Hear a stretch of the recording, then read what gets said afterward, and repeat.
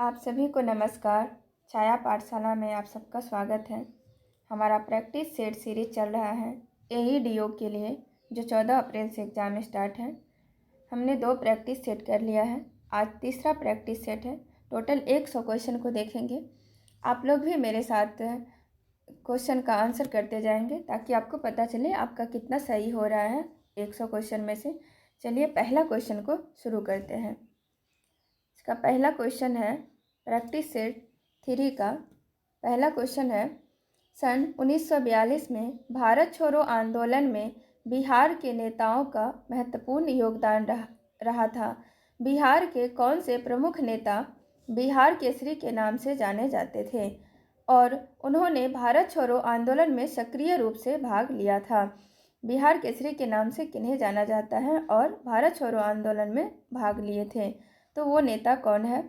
Option 1 Rajendra Prasad, option B Shri Krishna Singh, option C Anugrah Narayan Sinha या राम मनोहर लोहिया या फिर ई इनमें से कोई नहीं या एक से अधिक। तो आप लोग भी आंसर करते जाएं साथ में। इसका सही आंसर हो जाएगा option number B Shri Krishna Singh. थोड़ा जान लेते हैं। श्री कृष्ण सिंह जो हैं ये 1942 में भारत छोड़ो आंदोलन में बिहार के नेताओं का महत्वपूर्ण योगदान था। उनमें से श्री कृष्ण सिंह भी एक थे और श्री कृष्ण सिंह को बिहार केसरी के नाम से जाना जाता है। 1946 से 1961 तक बिहार के मुख्यमंत्री रहे। कितना तक? 1946 से 61 तक ये क्या रहे? बिहार के CM रहे श्री कृष्ण सिंह। अब आगे देखते हैं दूसरा क्वेश्चन। भारत में सीमांत कृषि भूमि जोत का आकार है। भारत में सीमांत कृषि भूमि जोत का आकार है 5 हेक्टेयर से ज़्यादा, 2 से 4 हेक्टेयर या 1 से 2 हेक्टेयर या फिर 1 हेक्टेयर से कम या ई नंबर। तो इसका सही आंसर हो जाएगा, इसका सही आंसर आप लोग कमेंट करेंगे। इसका सही आंसर हो जाएगा ऑप्शन नंबर डी 1 हेक्टेयर से कम। ये जो सीमांत कृषि है ये 1 हेक्टेयर से कम होता है और लघु जोत जो होता है वो 1 से 2 हेक्टेयर के बीच होता है और मध्यम जो होता है वो 4 से 10 हेक्टेयर के बीच होता है। अर्ध मध्यम होता है 2 से 4 और जो वृहत जोत होता है वो 10 हेक्टेयर और उससे ज़्यादा होता है। तो सीमांत 1 हेक्टेयर से कम होता है। आगे हम लोग देखते हैं। क्वेश्चन नंबर 3 है, 1946 में गठित अंतरिम सरकार में जगजीवन राम का कौन सा विभाग सौंपा गया था? जगजीवन राम को कौन सा विभाग सौंपा गया था? वित्त विभाग, श्रम विभाग, कानून विभाग, रक्षा विभाग या फिर ई नंबर। तो इसका सही आंसर आप लोग भी आंसर करेंगे साथ में। इसका सही आंसर हो जाएगा ऑप्शन नंबर बी श्रम विभाग। 1946 में गठित अंतरिम सरकार में जगजीवन राम को श्रम विभाग दिया गया था और इसमें से जो है और भी कुछ का मैं बता देती हूँ। जैसे जवाहरलाल नेहरू को क्या दिया गया था? विदेश मामला, राष्ट्रीय मंडल संबंधी मामला, और जो है सरदार वल्लभ भाई पटेल को गृह मंत्रालय, सूचना प्रसारण मंत्रालय, राजेंद्र प्रसाद को कृषि और खाद्य मंत्रालय। इस तरह से आप याद रख सकते हैं। 4 नंबर का क्वेश्चन है, संघीय सूची के अंतर्गत शामिल है। संघीय सूची के अंतर्गत क्या शामिल है? कृषि, संचार, रक्षा या एक से अधिक या फिर कोई नहीं। 4 नंबर का सही आंसर हो जाएगा ऑप्शन नंबर डी उपयुक्त में से एक से अधिक। क्यों होगा? क्योंकि जो संघीय सूची है वर्तमान में, इसमें 100 विषय शामिल है ना। 100 विषय शामिल है संघीय सूची में और इसमें रक्षा, परमाणु ऊर्जा, विदेश मामला, युद्ध, बैंकिंग, रेलवे, डाक, तार, बहुत सारे चीज़, वायुसेना, बंदरगाह, विदेश व्यापार, मुद्रा, ये सारी चीज़ें आती हैं। तो इसलिए इसका मतलब एक से अधिक आंसर सही होगा। रक्षा भी हो जाएगा, संचार भी हो जाएगा, तो इसलिए इसका आंसर ऑप्शन नंबर डी होगा। इनमें से कौन दिखता नहीं है? क्वेश्चन नंबर 5 है कि इनमें से कौन दिखता नहीं है? मतलब कौन नहीं दिखता है। जैसे ऑप्शन 1 है चंद्र, मंगल, शुक्र, राहु या ई नंबर। तो आप इसका सही आंसर लगाएंगे। आप लोग अपना आंसर करेंगे, जो भी आपका 100 में से जितना आप बना पाते हैं तो ज़रूर आंसर करिए। देखिए आपका कितना सही होता है, कितना गलत होता है। तो इसका सही आंसर हो जाएगा ऑप्शन नंबर डी, राहु। जिसे मतलब जो नहीं दिखता है ये है राहु। जैसे चंद्रमा हो गया, मंगल, शुक्र, ये तीनों पृथ्वी से दिखाई देते हैं। चंद्रमा, मंगल, शुक्र पृथ्वी से दिखाई देते हैं, लेकिन राहु ग्रह को जो है इसे हम लोग जो है नहीं देख सकते हैं, पृथ्वी से इसे नहीं देख पाते हैं। ज्योतिष के अनुसार जो है ना, राहु को नवग्रह में से एक स्थान दिया गया है, नवग्रह में से ज्योतिष के अनुसार। तो इसलिए हम इसका सही आंसर हो जाएगा राहु, जो नहीं दिखता है पृथ्वी से। और क्वेश्चन नंबर है 6, किस पठार पर कर्क रेखा तथा भारतीय मानक समय रेखा काटती है। किस पठार पर कर्क रेखा, और जैसे ये मान के चलो ये कर्क रेखा है, ये भारतीय मानक समय रेखा है, दोनों एक दूसरे को काटती है, तो वो जगह कौन सा है।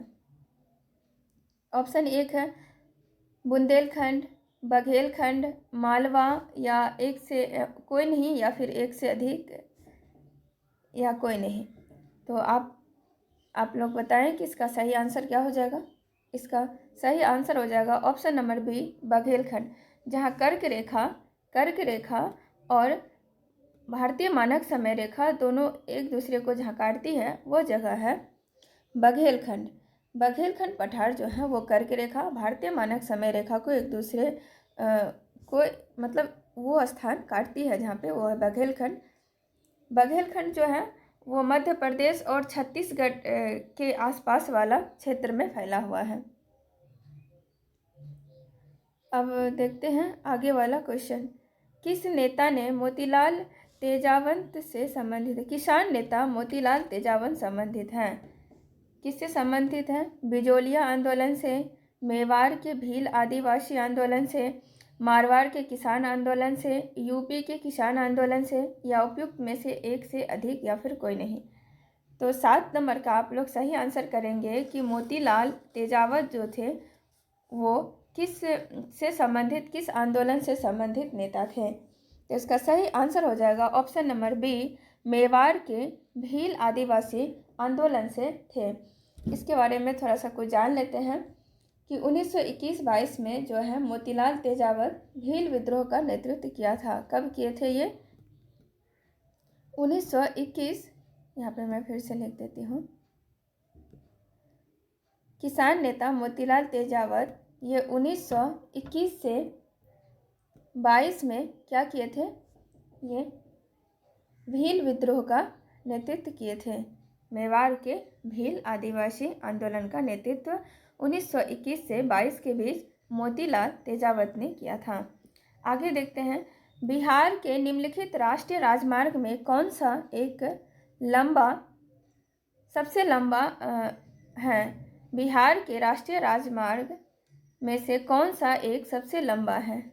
NH-20, NH-120, NH-31, NH-22। तो इसका सही आंसर आप लोग बताएंगे। क्वेश्चन नंबर 8 का सही आंसर हो जाएगा ऑप्शन नंबर बी, NH-31। जो बिहार के राष्ट्रीय राजमार्ग NH-31 जो है, ये राजमार्ग की मतलब ये सबसे ज़्यादा ये लंबा है, NH-31 बिहार के। और हम लोग भारत के राष्ट्रीय राजमार्ग के बारे में जानते हैं। भारत के राष्ट्रीय राजमार्ग जो सबसे लंबा है वो है NH-44। NH-44 जो है वो भारत का सबसे लंबा राष्ट्रीय राजमार्ग है, NH-44 और NH-31 बिहार का, याद रखिएगा। आगे हम लोग देखते हैं क्वेश्चन नंबर 9, ब्रह्मयोनी हिल बिहार के किस जिले में स्थित है। गया, नालंदा, रोहतास, नवादा, या फिर ई नंबर। तो ब्रह्मयोनी हिल बिहार के किस जिले में स्थित है। आप लोग इसका आंसर बताएंगे। इसका सही आंसर हो जाएगा गया में। ब्रह्मयोनी हिल गया में है, और ये इसका उल्लेख जो है वो रामायण काल में मिलता है। आगे देखते हैं कि झारखंड बनाने के लिए बिहार को किस वर्ष विभाजित किया गया। किस वर्ष विभाजित किया गया? 2000, 2001, 2004, 2005। बताइए इसका सही आंसर क्या हो जाएगा? इसका सही आंसर हो जाएगा ऑप्शन नंबर 1, ये 15 नवंबर 2000 को 15 नवंबर 2000 को विभाजित किया गया था झारखंड बनाने के लिए बिहार को 15 नवंबर 2000 को। तो इसका सही आंसर हो जाएगा ऑप्शन नंबर 1। अब हम लोग देखते हैं क्वेश्चन 11 को।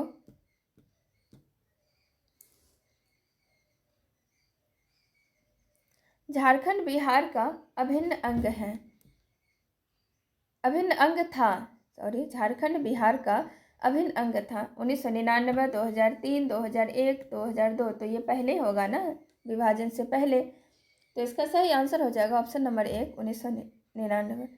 आगे देखते हैं, मध्यकालीन बिहार में बुनियादी प्रशासनिक इकाई के रूप में परगना को किसने विकसित किया था? परगना को किसने विकसित किया था? बख्तियार खिलजी, इब्राहिम सूरी, शेरशाह सूरी या अकबर? फिर से मैं क्वेश्चन पढ़ देती हूँ। मध्यकालीन बिहार में बुनियादी प्रशासनिक इकाई को परगना के रूप में विकसित किया था। परगना के रूप में किसने विकसित किया था? इसका सही आंसर हो जाएगा शेरशाह सूरी। शेरशाह सूरी को जो है ये मतलब ये जो परगना के रूप में विकसित किया था, शेरशाह सूरी ने विकसित किया था। आगे हम लोग देखते हैं, बिहार में बहावियों की गतिविधियों का प्रमुख मुख्य केंद्र कौन सा था? बहावियों के गतिविधियों का मुख्य केंद्र कौन सा था बिहार में? जगदीशपुर, चंपारण, पटना या फिर उपयुक्त में से कोई नहीं या एक से अधिक? तो इसका सही आंसर आप लोग बताएंगे। इसका सही आंसर क्या हो जाएगा? 13 नंबर का सही आंसर होगा ऑप्शन नंबर सी, पटना। बहावी जो है, बहावी या फिर सल्फी आंदोलन एक अतिवादी इस्लामी आंदोलन था। यह इस्लामी आंदोलन था बहावी आंदोलन। इसका श्रेय जो है इमाम मोहम्मद बिन अब्दुल बहाव को दिया जाता है। इसका श्रेय किसे दिया जाता है? इमाम मोहम्मद बिन अब्दुल बहाव को दिया जाता है। और जब भारत में इसका नेतृत्व सैयद अहमद बरेलवी ने किया था। बहावी आंदोलन का भारत में नेतृत्व कौन किया था? सैयद अहमद बरेलवी। और लेकिन इसका जो श्रेय है इसे किसे दिया जाता है? इमाम मोहम्मद बिन अब्दुल बहाव को। छोटे छोटे ये सब पॉइंट्स होते हैं जो एग्जाम में कन्फ्यूजन करते हैं, इसलिए मैंने इसे बता दिया। आगे देखते हैं, 1936 में अखिल भारतीय किसान सभा AIKS की स्थापना बिहार में किसके नेतृत्व में हुआ था? AIKS की स्थापना 1936 में 1936 में अखिल भारतीय किसान सभा AIKS की स्थापना बिहार में किसके नेतृत्व में हुआ था? ऑप्शन 1 है जयप्रकाश नारायण, बी डॉक्टर राजेंद्र प्रसाद, सी स्वामी सहजानंद सरस्वती, डी एक से अधिक, ई कोई नहीं। तो 14 नंबर का आप लोग आंसर करेंगे। 14 का सही आंसर हो जाएगा ऑप्शन नंबर सी, स्वामी सहजानंद सरस्वती। 1936 में अखिल भारतीय किसान सभा की स्थापना स्वामी सहजानंद सरस्वती ने किया था, उनके नेतृत्व में हुआ था। और इनके जो प्रथम अध्यक्ष थे वो यही इनके प्रथम अध्यक्ष थे। अध्यक्ष जो किसान इसका जो नेतृत्व किया था भारतीय किसान सभा का, इसका जो अध्यक्ष थे वो कौन थे? वो यही अध्यक्ष थे सहजानंद सरस्वती। और सचिव जो थे, सचिव कौन था? तो ये एग्जाम में कभी कभी सचिव भी पूछ देता है। सचिव थे NG रंगा। इनका सचिव क्या था? NG रंगा। ये याद रखिएगा। कहेगा कि 1936 में अखिल भारतीय किसान सभा का जो स्थापना हुआ था, नेतृत्व किसने किया था? तो ये स्वामी सहजानंद सरस्वती। अगर पूछ दिया कि अध्यक्ष कौन थे तो भी स्वामी सहजानंद सरस्वती ही होगा क्योंकि वो अध्यक्ष थे। लेकिन अगर पूछ दिया सचिव कौन थे तो सचिव थे NG रंगा। आगे का क्वेश्चन देखते हैं, भारत में किस राज्य ने रोबोटिक मैनहोल सफाई तकनीक विकसित किया है? रोबोटिक मैनहोल सफाई। केरल, बिहार, कर्नाटक या एक से अधिक या इनमें से कोई नहीं? 15 का सही आंसर हो जाएगा केरल। ये जो था ये मतलब सीवेज को रोबोट की मदद से इसे साफ करने का एक तकनीक विकसित करने वाला केरल प्रथम राज्य बना है। तो इसका सही आंसर हो जाएगा केरल। रोबोटिक मेन होल सफाई विकसित करने जो है विकसित की है, कौन किया है? तो केरल। आगे हम लोग देखते हैं आईआईटी मद्रास ने ई मोबिलिटी सिमुलेशन लैब लॉन्च करने के लिए किसके साथ करार किया है? आईआईटी मद्रास जो है मोबिलिटी सिमुलेशन लैब जो लॉन्च करेगा वो किसके साथ करार किया है? स्टारलिंक, अल्टेयर, फार्वर स्पेशलिस्ट लैब या एक से अधिक या इनमें से कोई नहीं। तो 16 नंबर का सही आंसर हो जाएगा अल्टेयर। आगे का हम लोग देखते हैं 17 नंबर का क्वेश्चन है सूर्य से आने वाली अल्ट्रावायलेट विकिरण से कौन सा कैंसर पैदा होता है? सूर्य से आने वाले अल्ट्रावायलेट विकिरण निम्न में से कौन सा कैंसर पैदा करता है? यकृत कैंसर, फेफड़ा कैंसर, ब्रेन कैंसर या त्वचा कैंसर। तो 17 नंबर का सही आंसर हो जाएगा ऑप्शन नंबर डी, त्वचा कैंसर। मतलब जब सूर्य से जो अल्ट्रावायलेट किरण जो आती हैं वो त्वचा कैंसर पैदा करता है और इससे क्या होता है ओजोन परत के क्षरण से सूर्य से आने वाली जो ये किरणें होती हैं वो सीधे शरीर पर पड़ती हैं। सीधे शरीर पर पड़ने से क्या होता है जिसकी वजह से त्वचा कैंसर होता है। आगे देखते हैं द्विबीजपत्री पौधों के तने में संवहनी बंडल सामान्यतः किस रूप में होते हैं? संवहनी बंडल किस रूप में होते हैं? द्विबीजपत्री पौधे के तने में संवहनी बंडल किस रूप में होते हैं? रेडियल, एकाग्र, स्पार्शविक, शनकी या फिर इनमें से कोई नहीं या एक से अधिक। तो 18 नंबर का सही आंसर करेंगे आप लोग। 18 नंबर का सही आंसर बताएं। इसका सही आंसर हो जाएगा समपार्श्विक। द्विबीजी पौधों के तनों में संवहन बंडल सामान्यतः समपार्श्विक यानी कि खुला संयुक्त और द्विपार्श्विक होता है। आगे देखते हैं दूसरा क्वेश्चन। नारियल के फलों का फैलाव होता है। नारियल के फलों का फैलाव होता है तो कैसा होता है? ऑप्शन 1 मेसोकार्प द्वारा, ऑप्शन बी एपीकार्प द्वारा, ऑप्शन सी एंडोकार्प द्वारा, ऑप्शन डी घुमावदार हुकों वाला। तो नारियल के फलों का जो फैलाव है वो कैसे होता है? ये होता है मेसोकार्प द्वारा। इसका फैलाव मेसोकार्प द्वारा होता है। नारियल का जो वानस्पतिक नाम होता है उसका नाम है कोकस न्यूसीफेरा। क्या नाम है? कोकस न्यूसीफेरा।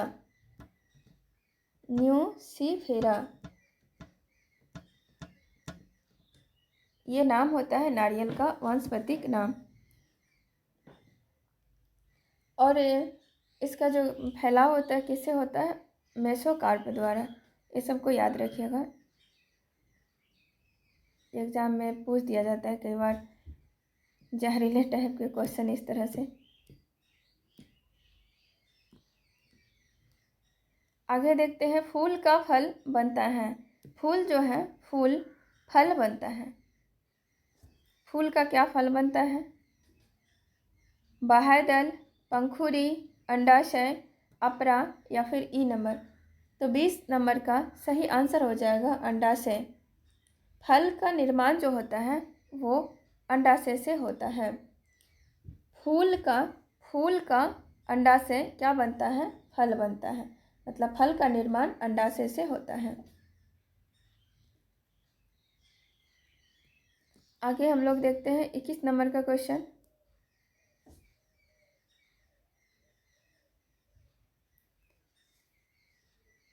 निम्नलिखित में से आम के पौधों और निम्नलिखित में से डैश आम के पौधों और बंदर दोनों की कोशिकाओं में पाया जाता है। आम के पौधों और बंदर दोनों की कोशिकाओं में पाया जाता है। क्या पाया जाता है? ऑप्शन 1 है chloroplast, option B centriole, option C कोशिका भित्ति, ऑप्शन डी कोशिका झिल्ली या ई, इनमें से कोई नहीं या एक से अधिक। तो 21 नंबर का सही आंसर हो जाएगा ऑप्शन नंबर डी, कोशिका झिल्ली। मतलब कहते हैं कि कोशिका झिल्ली आम के पौधों और बंदर दोनों की कोशिकाओं में पाया जाता है। तो कोशिका झिल्ली दोनों में पाया जाता है। मतलब यहाँ पे थोड़ा सा जान लेते हैं कि प्रत्येक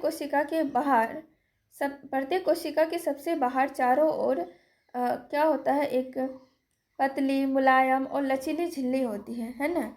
पतली, मुलायम, लचीली झिल्ली होती है जिसे कोशिका झिल्ली कहते हैं। और यह झिल्ली जो होता है लिपिड और प्रोटीन की बनी होती है। ये झिल्ली क्या चीज़ की बनी होती है? प्रोटीन और लिपिड की बनी होती है। तो ये आम और बंदर के कोशिका झिल्ली मतलब में क्या पाया जाता है? दोनों में तो कोशिका झिल्ली पाया जाता है। 22 नंबर का देखते हैं। लसिका का गैर कोशिकीय हिस्सा पानी के लगभग डैश से बना है। लसिका का गैर कोशिकीय हिस्सा पानी के लगभग कितना प्रतिशत मतलब डैश है से बना है? ऑप्शन 1 90%, बी 95%, सी 50%, डी 94%। तो 22 नंबर का आप लोग आंसर करेंगे। इसका सही आंसर क्या होगा? इसका सही आंसर हो जाएगा ऑप्शन नंबर डी, लसिका का गैर कोशिकीय हिस्सा पानी के लगभग जो है 94% से बनता है। इसका लसिका के गैर कोशिकीय हिस्से में लगभग कितना होता है? 94% पानी होता है। और लसिका में श्वेत रक्त कणिकाएँ होती हैं। लसिका में क्या पाया जाता है? श्वेत रक्त कणिका पाया जाता है। श्वेत रक्त कणिका किसमें? लसिका में पाया जाता है। ये कुछ छोटी छोटी फैक्ट होते हैं जो जानना जरूरी हो जाता है क्वेश्चन के साथ, उसके ऑप्शन के साथ, ताकि हमें और अधिक जानकारी मिल सके क्वेश्चन के अलावा। और आगे देखते हैं 23 नंबर। मानव शरीर के किस अंग में उपकला कोशिका पाई जाती है? मानव शरीर के किस अंग में उपकला कोशिका पाई जाती है? बाल, नाक, फेफड़ा या अग्नाशय? तो इसका सही आंसर आप लोग बताएंगे। इसका सही आंसर क्या हो जाएगा? इसका सही आंसर हो जाएगा ऑप्शन नंबर ई। क्यों होगा? क्योंकि जो शरीर की जो है बाहरी सतह और शरीर के अंदर विभिन्न अंगों के बाहरी और भीतरी सतह का निर्माण करने वाला क्या होता है? उत्तक होता है। उस उत्तक को हम लोग कहते हैं उपकला उत्तक या उपकला कोशिका कहते हैं। ये जो होता है मेन रूप से क्या होता है, इसके कुछ ये मतलब ये जो उपकला उत्तक या उपकला कोशिका कहते हैं, जो ये अंग है जैसे गुर्दा, फेफड़ा, ये सब है। तो इसका सही आंसर हो जाएगा ऑप्शन नंबर ई। तो एक से अधिक हो जाता है इस वजह से। अब आगे हम लोग देखते हैं आधुनिक रसायन शास्त्र का जनक किसे कहा जाता है? आधुनिक रसायन शास्त्र का जनक किसे कहा जाता है? रदरफोर्ड, आइंस्टीन, लेवोसियर या सीवी रमन या फिर ई नंबर? तो इसका सही आंसर हो जाएगा ऑप्शन नंबर सी। आधुनिक रसायन शास्त्र का जनक लेवोसियर को कहा जाता है। इसका नाम है एंटी लॉरेंट डी लेवोसियर। आगे देखते हैं नीला थोथा रासायनिक रूप से क्या है? नीला थोथा रासायनिक रूप से है। तो इसे अच्छा से कर लेते हैं। ऑप्शन 1 है sodium sulphate, nickel sulphate, copper sulphate, iron sulphate. तो नीला थोथा रासायनिक रूप से है क्या है? इसका सही आंसर हो जाएगा option number C, copper sulphate. जो है नीला थोथा या फिर तूतिया, इसका रासायनिक नाम है कॉपर सल्फेट, CuSO4। अब आगे देखते हैं निम्न में से सबसे अच्छा अग्निशामक कौन सा है? सबसे अच्छा अग्निशामक कौन सा? ऑप्शन 1 मिट्टी, जल, ऑक्सीजन, कार्बन डाइऑक्साइड या फिर ई नंबर? तो सबसे अच्छा अग्निशामक जो होता है वो कार्बन डाइऑक्साइड गैस को माना जाता है। तो इसका सही आंसर हो जाएगा ऑप्शन नंबर डी CO2, कि कार्बन डाइऑक्साइड ऐसा गैस है जो आग बुझाने में किया जाता है, क्योंकि इसमें जो है कार्बन डाइऑक्साइड एक अज्वलनशील गैस है और इससे क्या होती है कि जो अग्नि की ज्वाला होती है ना वो जल्दी बुझ जाती है। CO2 से अग्नि की जो लौ होती है वो जल्दी बुझ जाती है। तो ये इसका सबसे अच्छा अग्निशामक में जो बताया गया क्वेश्चन में, इसका आंसर है ऑप्शन नंबर डी CO2। क्या हो गया, आगे का क्वेश्चन देखते हैं। फुलेरिन अथवा बकीबॉल कार्बन परमाणुओं का बना होता है। फुलेरिन अथवा बकीबॉल डैश डैश क्या होता है, कार्बन परमाणुओं का बना होता है। कितने कार्बन परमाणुओं का, 20, 40, 45, 50। तो इसका सही आंसर करेंगे या फिर ई, इनमें से कोई नहीं। तो इसका सही आंसर हो जाएगा ऑप्शन नंबर ई, इनमें से कोई नहीं। क्यों होगा ऑप्शन नंबर ई, इनमें से कोई नहीं? क्योंकि फुलेरिन कार्बन जो होता है, फुलेरिन कार्बन का एक रूप होता है। फुलेरिन जो होता है क्या होता है, कार्बन का अपर रूप होता है और इसमें कार्बन परमाणुओं की 60 संख्या होती है। कितना, 60। इसमें ऑप्शन में 20, 40, 45, 50 दिया है, इसकी 60 संख्या होती है। फुलेरिन कार्बन का अपर रूप है और इसकी जो संख्या होती है वो कितनी होती है, कार्बन परमाणुओं की संख्या 60 होती है। तो इसका सही आंसर हो जाएगा ऑप्शन नंबर ई। अब हम लोग देखते हैं क्वेश्चन नंबर 28। जलीय विलयन जिसका pH मान 0 है होगा, क्या होगा? अम्लीय होगा, अभयधर्मी होगा, क्षारीय होगा, डी उपयुक्त में से कोई नहीं, ई इनमें से डी उपयुक्त में से एक से अधिक, ई इनमें से कोई नहीं। तो आप लोग बताएंगे कि क्षारीय विलयन जिसका pH मान 0 होता है क्या होगा। सबसे पहले हम लोग देखेंगे कि जिसका जो है pH मान 0 हुआ है ना, प्लस हुआ, माइनस हुआ, ये सबको देखेंगे कि ये सब मतलब क्या कहलाता है। तो क्वेश्चन नंबर 28 का सही आंसर हो जाएगा, 28 का आंसर हो जाएगा ऑप्शन नंबर ए, अम्लीय होगा। क्यों अम्लीय हो जाएगा? क्योंकि pH मान जो होता है, जिसका pH मान 0 से 7 होता है वो अम्लीय होता है। मैं यहाँ से फिर से बता देती हूँ कि जिसका ये जो pH मान है, जब ये 0 से 7 तक होता है तो वो क्या होता है, अम्लीय होता है ना। 0 से 7 pH मान होता है तो वो अम्लीय होता है। फिर जो ये क्षारीय कब होता है, जब ये 7 से 14 हो जाता है तब ये क्षारीय होता है। और जब 7 में रहता है, जब इसका pH मान 7 में रहता है तो ये उदासीन होता है। इस तरह से आप लोग मतलब देख सकते हैं कि किसका pH मान कितना है, उस आधार पे पता चलता है कि अम्लीय है, क्षारीय है या उदासीन है। तो ये समझ आ गया होगा। जलीय विलयन pH मान कितना होगा, इसका जिसका 0 हो वो अम्लीय होगा। क्यों अम्लीय होगा? क्योंकि 0 से 7 तक अम्लीय होता है और 7 से 14 तक क्षारीय होता है और उदासीन 7 में होता है। जल भी उदासीन में ही आता है। अब हम लोग 29 नंबर का क्वेश्चन देखते हैं कि रासायनिक गुणों को अपरिवर्तित रखते हुए एक परमाणु के नाभिक में जोड़े जाने वाले कण हैं। ऑप्शन 1 न्यूट्रॉन, इलेक्ट्रॉन, प्रोटॉन, उपयुक्त में से अधिक, एक से अधिक या फिर कोई नहीं। 29 नंबर का सही आंसर हो जाएगा, आप लोग भी साथ में आंसर करेंगे। इसका सही आंसर हो जाएगा ऑप्शन नंबर 1 न्यूट्रॉन। रासायनिक गुणों को अपरिवर्तित रखते हुए एक परमाणु के नाभिक में जोड़े जाने वाले कण क्या होते हैं? न्यूट्रॉन होते हैं। न्यूट्रॉन एक विद्युत उदासीन कण होता है। न्यूट्रॉन कैसा कण होता है? उदासीन। न्यूट्रॉन एक उदासीन कण होता है।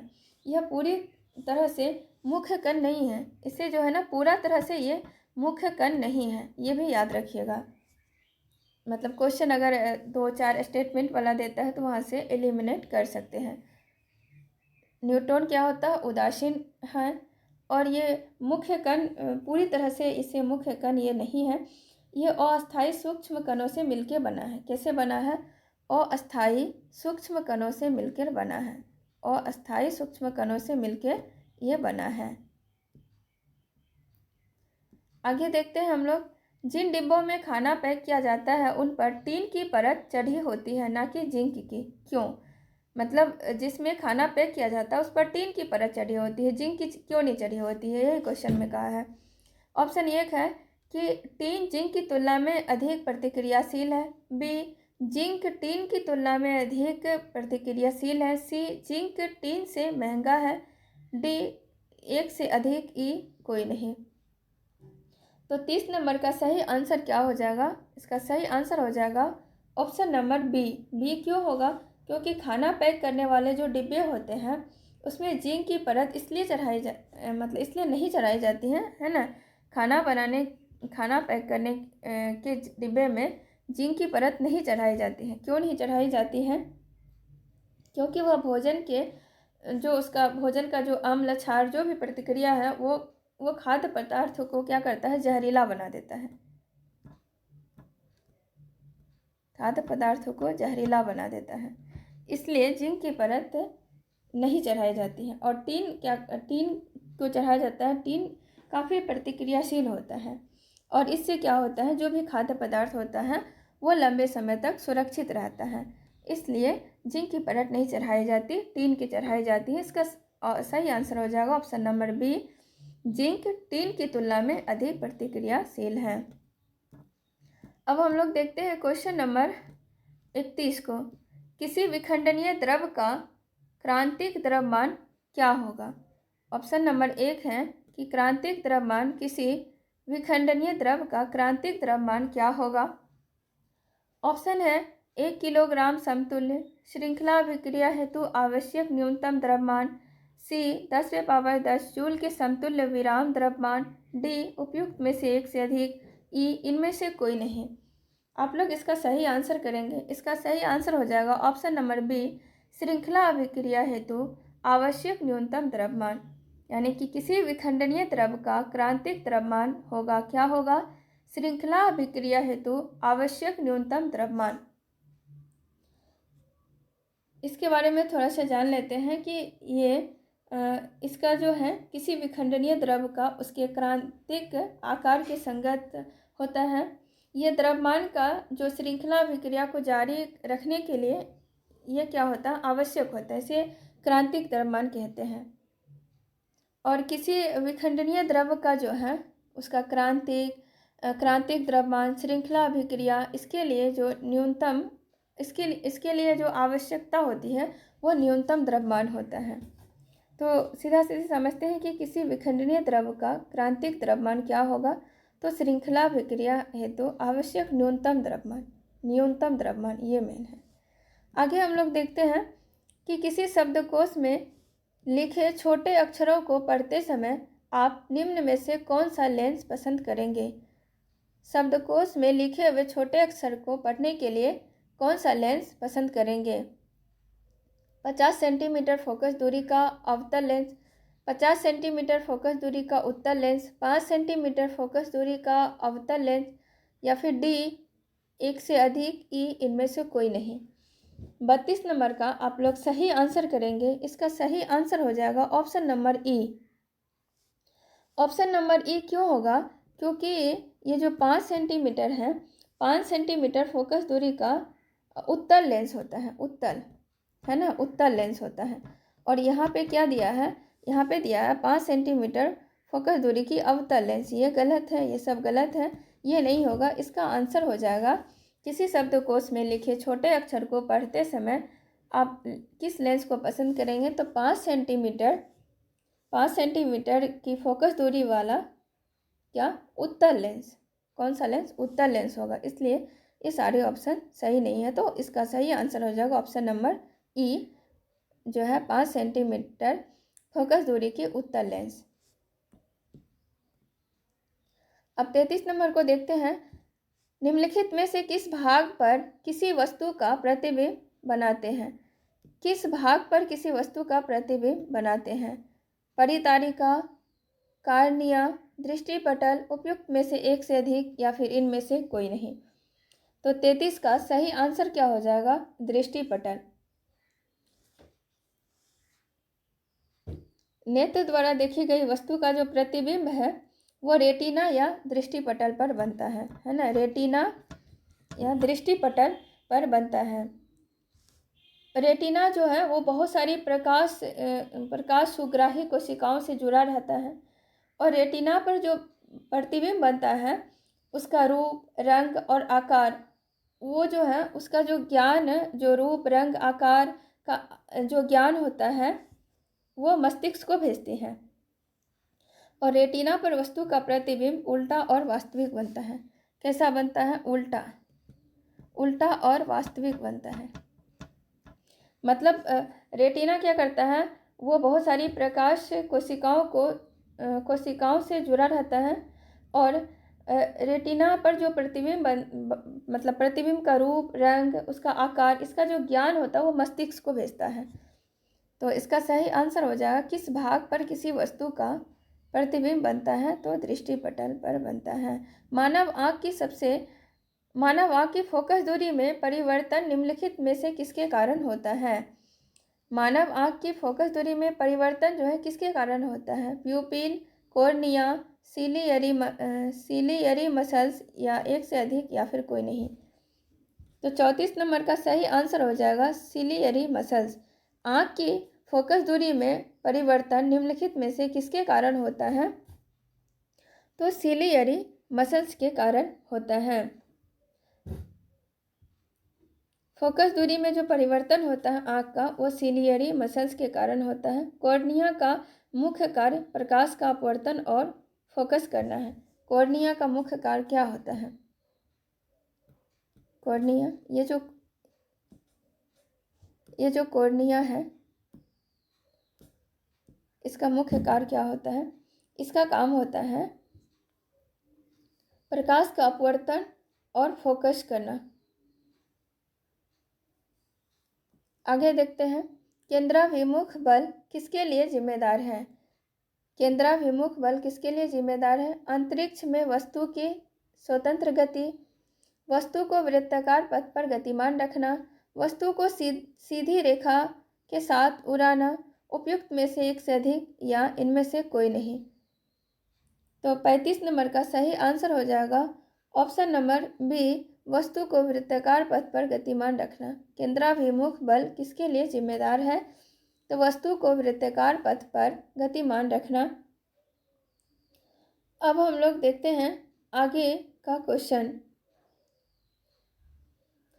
मतलब जब कोई वस्तु जो है वृत्तीय मार्ग पर एक समान चाल से गति करता है तो वो पिंड पर एक बल कार्य करता है। जैसे कोई वृत्तीय पथ पर गतिमान रूप से कार्य करता है तो वो क्या करता है? पिंड पर एक बल मतलब कार्य करता है। तो आगे हम लोग देख रहे हैं 36 नंबर का, कौन सा इसमें है सही है? कौन सा सही है? द्रव्यमान बराबर घनत्व बाय आयतन, या आयतन बराबर घनत्व गुना द्रव्यमान, या घनत्व गुना द्रव्यमान बाय आयतन, या घनत्व बराबर द्रव्यमान गुना आयतन, या फिर कोई नहीं या एक से अधिक। तो 36 नंबर का आंसर आप लोग करेंगे। 36 नंबर का सही आंसर हो जाएगा ऑप्शन नंबर सी, घनत्व बराबर द्रव्यमान बट्टा आयतन। ये घनत्व बराबर क्या होता है? ये होता है द्रव्यमान बट्टा आयतन। तो इसका सही आंसर हो जाएगा ऑप्शन नंबर सी। अब आगे का क्वेश्चन देखते हैं हम लोग। एक फेम्टोमीटर कितने मीटर के बराबर होता है? आप लोग साथ में आंसर करते जाइए। इसका आंसर क्या हो जाएगा? एक फेम्टोमीटर कितने मीटर के बराबर होता है? ऑप्शन एक है 10⁻⁻12 मीटर, 10⁻⁻14 मीटर, 10⁻⁻15 मीटर और 10⁻⁻24 मीटर। तो इसका सही आंसर बताएंगे। आप लोग आंसर करिए। 37 नंबर का क्या आंसर हो जाएगा? इसका आंसर हो जाएगा ऑप्शन नंबर सी, 10⁻⁻15 मीटर।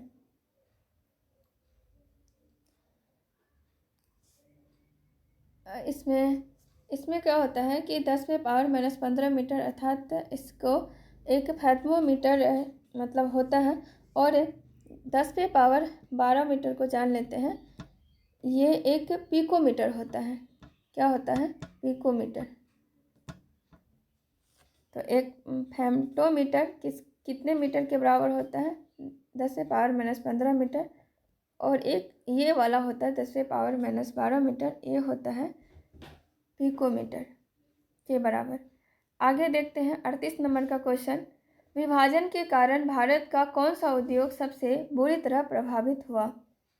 सबसे बुरी तरह प्रभावित हुआ विभाजन के कारण कौन सा उद्योग? तो एक नंबर है रुई तथा शक्कर उद्योग, बी इंजीनियरिंग तथा सीमेंट उद्योग, सी जूट तथा रुई उद्योग, डी कागज तथा लोहा उद्योग, ई उपयुक्त में से कोई नहीं या एक से अधिक।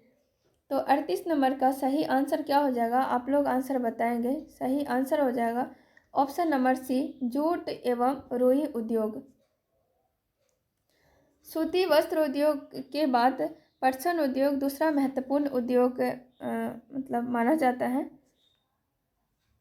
और जब 1955 ईस्वी में 1955 में ही हुगली नदी के किनारे एक रिसरा नामक स्थान पर इसका स्थापना हुआ था, कोलकाता में। कोलकाता में कब हुआ था? सॉरी, 1855, मैंने 1955 बोला, सुधार कर लीजिएगा। 1855 में कोलकाता में, कहाँ पे? कोलकाता। 1855 में कोलकाता में हुगली नदी के किनारे रिसरा नामक स्थान पर, रिसरा नामक स्थान पे क्या हुआ था? इसका आरंभ हुआ था। और जो है ये 1859 में इस कारखाने पर पावर लूम लगाया गया था। कब? 1859 में। जूट और रुई उद्योग इसका सही आंसर हो जाएगा।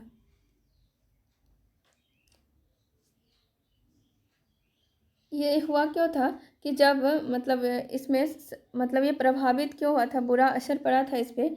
क्योंकि जब ये लगाए गए थे, पावर लूम जब लगाए गए थे 1859 में, तो उसके बाद इस क्षेत्र में जूट उद्योग का मतलब विकास होते गया। लेकिन बाद में जैसे आज़ादी मतलब स्वाधीनता प्राप्ति के समय जब देश में विभाजन के कारण देश का लगभग 80%, है ना, देश का लगभग 80% पटसन उत्पादन करने वाला जो क्षेत्र था वो कहाँ चला गया? मैं इसे फिर से अच्छे से कर देती हूँ। इसका सही आंसर हो जाएगा जूट एवं रुई उद्योग। ये 1855 हुगली नदी, कलकत्ता की हुगली नदी के किनारे रिसरा नामक स्थान पे हुआ था। और 1859 में इसी कारखाने में पावर लूम लगाए गए थे। और उसके बाद क्या हुआ था? 1859 में पावर लूम लगाया गया था और उसके बाद इसका विकास होते गया। लेकिन जब देश आज़ादी के बाद विभाजन जब हुआ तो उसमें से 80% जो भाग था वो कहाँ चला गया? वो चला गया बांग्लादेश। वो कहाँ चला गया? वो बांग्लादेश चला गया। 80% भाग जो जहाँ से उत्पन्न होता था। और सारी पटसन मिलें भारत में रह गई, और मिल जो है बस भारत में रह गई। तो इससे क्या हुआ कि हमारा जो पटसन मिल था वो कच्चा माल प्राप्त करने में उसको कठिनाई होने लगी थी, क्योंकि उद्योग तो सारा जो जहाँ से होता था इसका पटसन उत्पादन, वो 80% वो बांग्लादेश चला गया था, बस मिलें भारत में रह गई थी। जिस वजह से इसका जो कच्चा माल है उसको प्राप्त करने में, कच्चा माल को प्राप्त करने में कठिनाई होने लगी। इस वजह से बहुत बुरा प्रभाव पड़ा। तो ये था कुछ चीज़ें। अब आगे हम लोग देखते हैं आर्थिक नियोजन विषय। क्वेश्चन नंबर 39 आर्थिक नियोजन विषय है। संघ सूची, राज्य सूची, समवर्ती सूची। आप लोग आंसर करिएगा कि इसका सही आंसर क्या हो जाएगा। और ऑप्शन डी भी है, लेकिन इसी में से इसका आंसर आपको मिल जाएगा। आप लोग आंसर करिए। इसका सही आंसर हो जाएगा ऑप्शन नंबर सी, समवर्ती सूची। आर्थिक नियोजन जो विषय है वो समवर्ती सूची का विषय है। इसके बारे में जो है संविधान की जो 7वीं अनुसूची है, सातवीं अनुसूची में इस मतलब समवर्ती सूची के बारे में जो है 7वीं अनुसूची में बताया गया है। इसके अंतर्गत क्या होता है? जो समवर्ती सूची होती है इसके अंतर्गत मतलब इसमें जो शामिल विषय होता है वो केंद्र और राज्य दोनों को कानून बनाने का अधिकार होता है।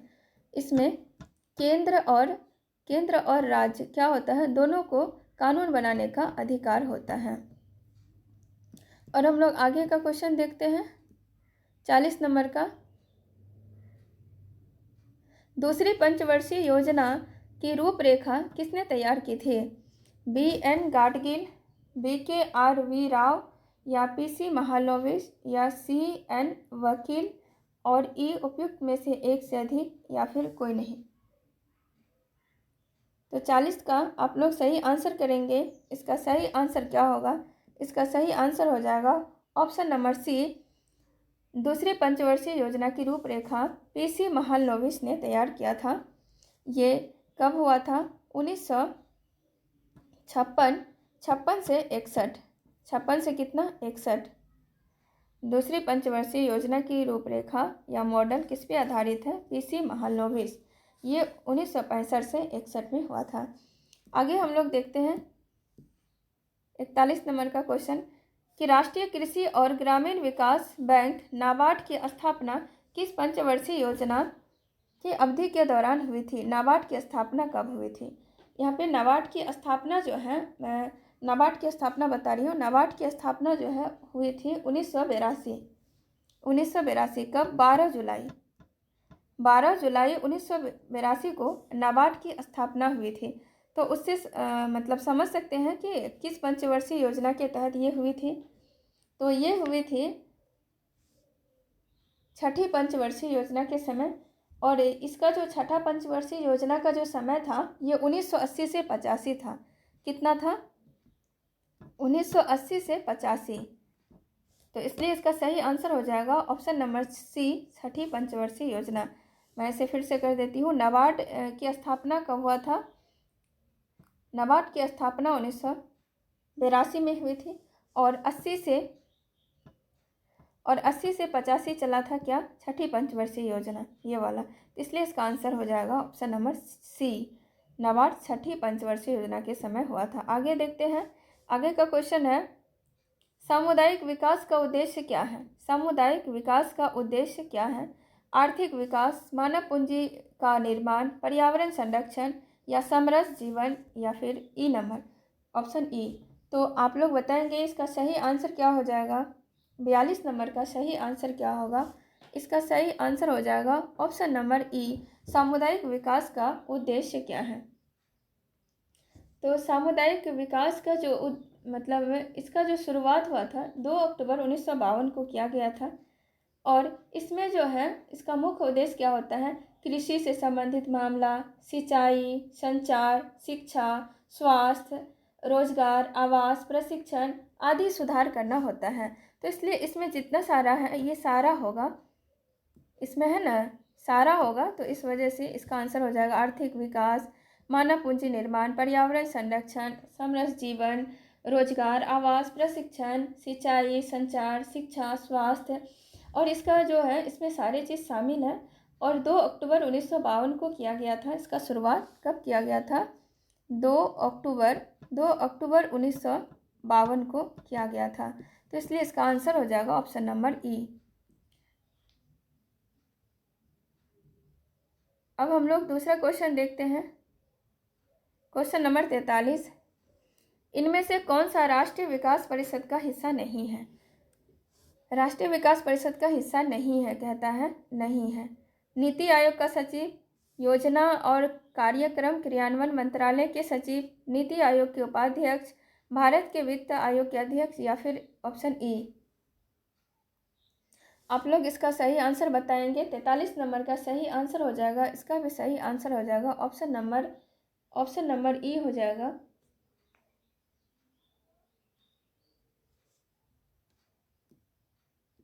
अब आगे देखते हैं। मुख्य रूप से सामान्य मानव विकास सूचकांक में सम्मिलित है।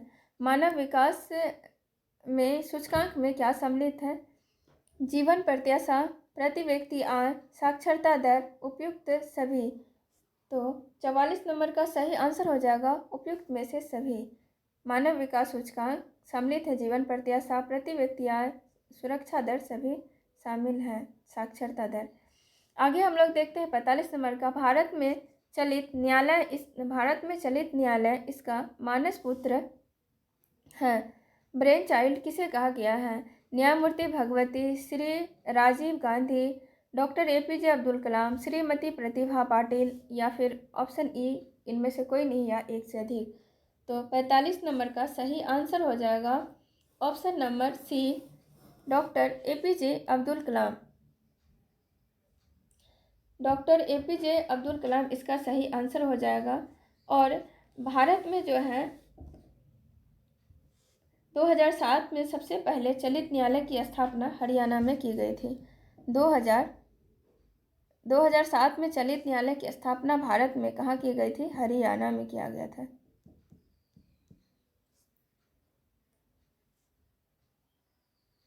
आगे का क्वेश्चन देखते हैं। निम्नलिखित में से कौन से 74वें संवैधानिक संशोधन अधिनियम 1942 में प्रदान की गई 3 प्रकार की नगर पालिकाओं में से एक नहीं है? जो इसमें कहता है कि 1974 में संवैधानिक संशोधन अधिनियम जो आया था 1992 में प्रदान की गई थी, उसमें 3 नगर पालिकाओं में से एक नहीं है। तो वो कौन नहीं है? नगर परिषद, नगर निगम, टाउन एरिया कमेटी या नगर पंचायत। तो इसका सही आंसर हो जाएगा option number C, town area committee. ये 74वें संविधान संशोधन में नहीं था। नगर मतलब जो 74वां संविधान संशोधन हुआ था भाग 9 का ए में, जिसके बारे में है 1992 में, इसमें यह टाउन वाली बात जो है इसमें नहीं थी। तो अब आगे देखते हैं 47 का। समिति जिसकी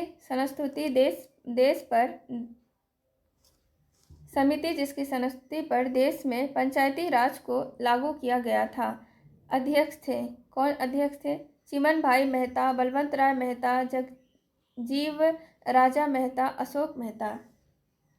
47 का आप लोग बताएंगे इसका सही आंसर क्या हो जाएगा? बलवंत राय मेहता। बलवंत राय मेहता समिति का गठन कब हुआ था? इसका गठन हुआ था 1957 में, है ना। 1957 में बलवंत राय मेहता समिति का गठन किया गया था और इस समिति के अध्यक्ष बलवंत राय मेहता थे। और यह त्रिस्तरीय पे लागू हुआ था। त्रिस्तरीय मतलब त्रिस्तरीय पंचायती राज संरचना की इसमें सिफारिश की गई थी। तो ये है बलवंत राय मेहता। आगे हम लोग देखते हैं 48 का। राज्यसभा का पदेन अध्यक्ष कौन होता है? राज्यसभा का पदेन अध्यक्ष कौन होता है? राष्ट्रपति, उपराष्ट्रपति, प्रधानमंत्री या कोई नहीं या एक से अधिक। तो 48 नंबर का आप लोग सही आंसर करेंगे। इसका सही आंसर हो जाएगा ऑप्शन नंबर बी, उपराष्ट्रपति। राज्यसभा का पदेन अध्यक्ष जो है उपराष्ट्रपति होता है। ये अनुच्छेद 63 में इसके बारे में कहा गया है, अनुच्छेद 63 में। और जो है भारत के संविधान के अनुच्छेद 63 में उपराष्ट्रपति होगा और 64 में राज्यसभा का पदेन अध्यक्ष। उपराष्ट्रपति किस में है? 63 में है। और जो ये पदेन अध्यक्ष है इसके बारे में अनुच्छेद 64 में कहा गया है। तो ये आप लोग याद रखिएगा। आगे देखते हैं भारत का प्रधानमंत्री किसके प्रति जवाबदेह हैं? प्रधानमंत्री किसके प्रति जवाबदेह हैं? मंत्रिमंडल, राष्ट्रपति, लोकसभा या राज्यसभा या फिर एक से अधिक या कोई नहीं। तो 49 का आप लोग आंसर देंगे, इसका आंसर आप लोग दे पाएंगे। इसका सही आंसर क्या हो जाएगा? इसका सही आंसर हो जाएगा option number C, Lok Sabha. Bharat का प्रधानमंत्री किसके प्रति जवाबदेह हैं? ये लोकसभा के प्रति जवाबदेह हैं।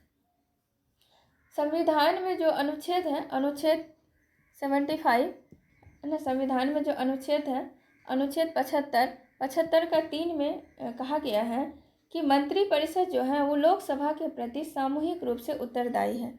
मंत्रिपरिषद क्या है? वो लोकसभा के प्रति सामूहिक रूप से उत्तरदायी होता है।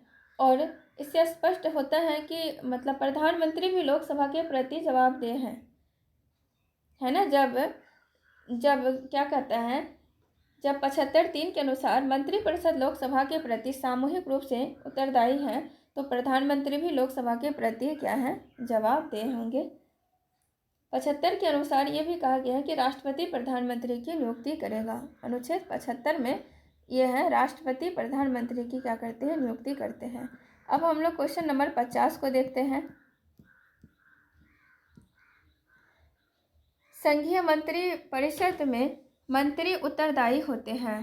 50 नंबर का क्वेश्चन है कि संघीय मंत्री परिषद में मंत्री उत्तरदायी होते हैं।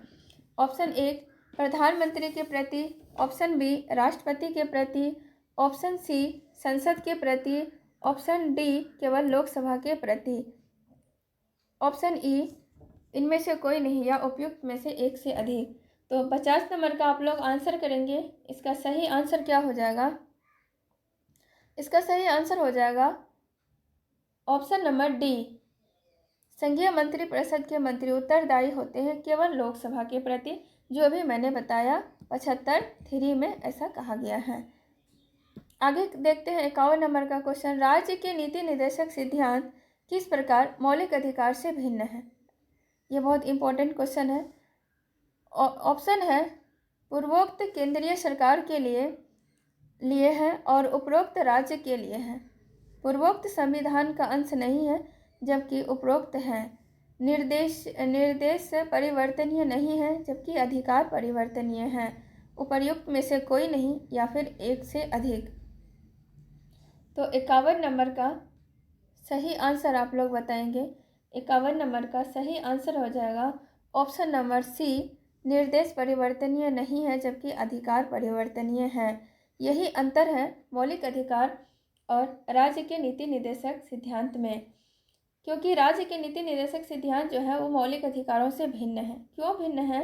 कि निदेशक सिद्धांत जो है वो परिवर्तनीय है और मौलिक अधिकार जो है वो न्यायालय द्वारा परिवर्तनीय है। निदेशक सिद्धांत परिवर्तनीय नहीं है, मौलिक अधिकार न्यायालय के द्वारा परिवर्तनीय है। क्यों परिवर्तनीय मतलब है? जैसे नीति निर्देशक सिद्धांत जो है संविधान के भाग 4, नीति निर्देशक सिद्धांत किसमें बताया गया है? संविधान के भाग 4 में नीति निर्देशक सिद्धांत के बारे में वर्णित किया गया है और इसमें कल्याणकारी राज्य की स्थापना के लिए कहा गया है। कल्याणकारी राज्य की स्थापना के लिए नीति निर्देशक सिद्धांत के बारे में निर्देश दिया गया है।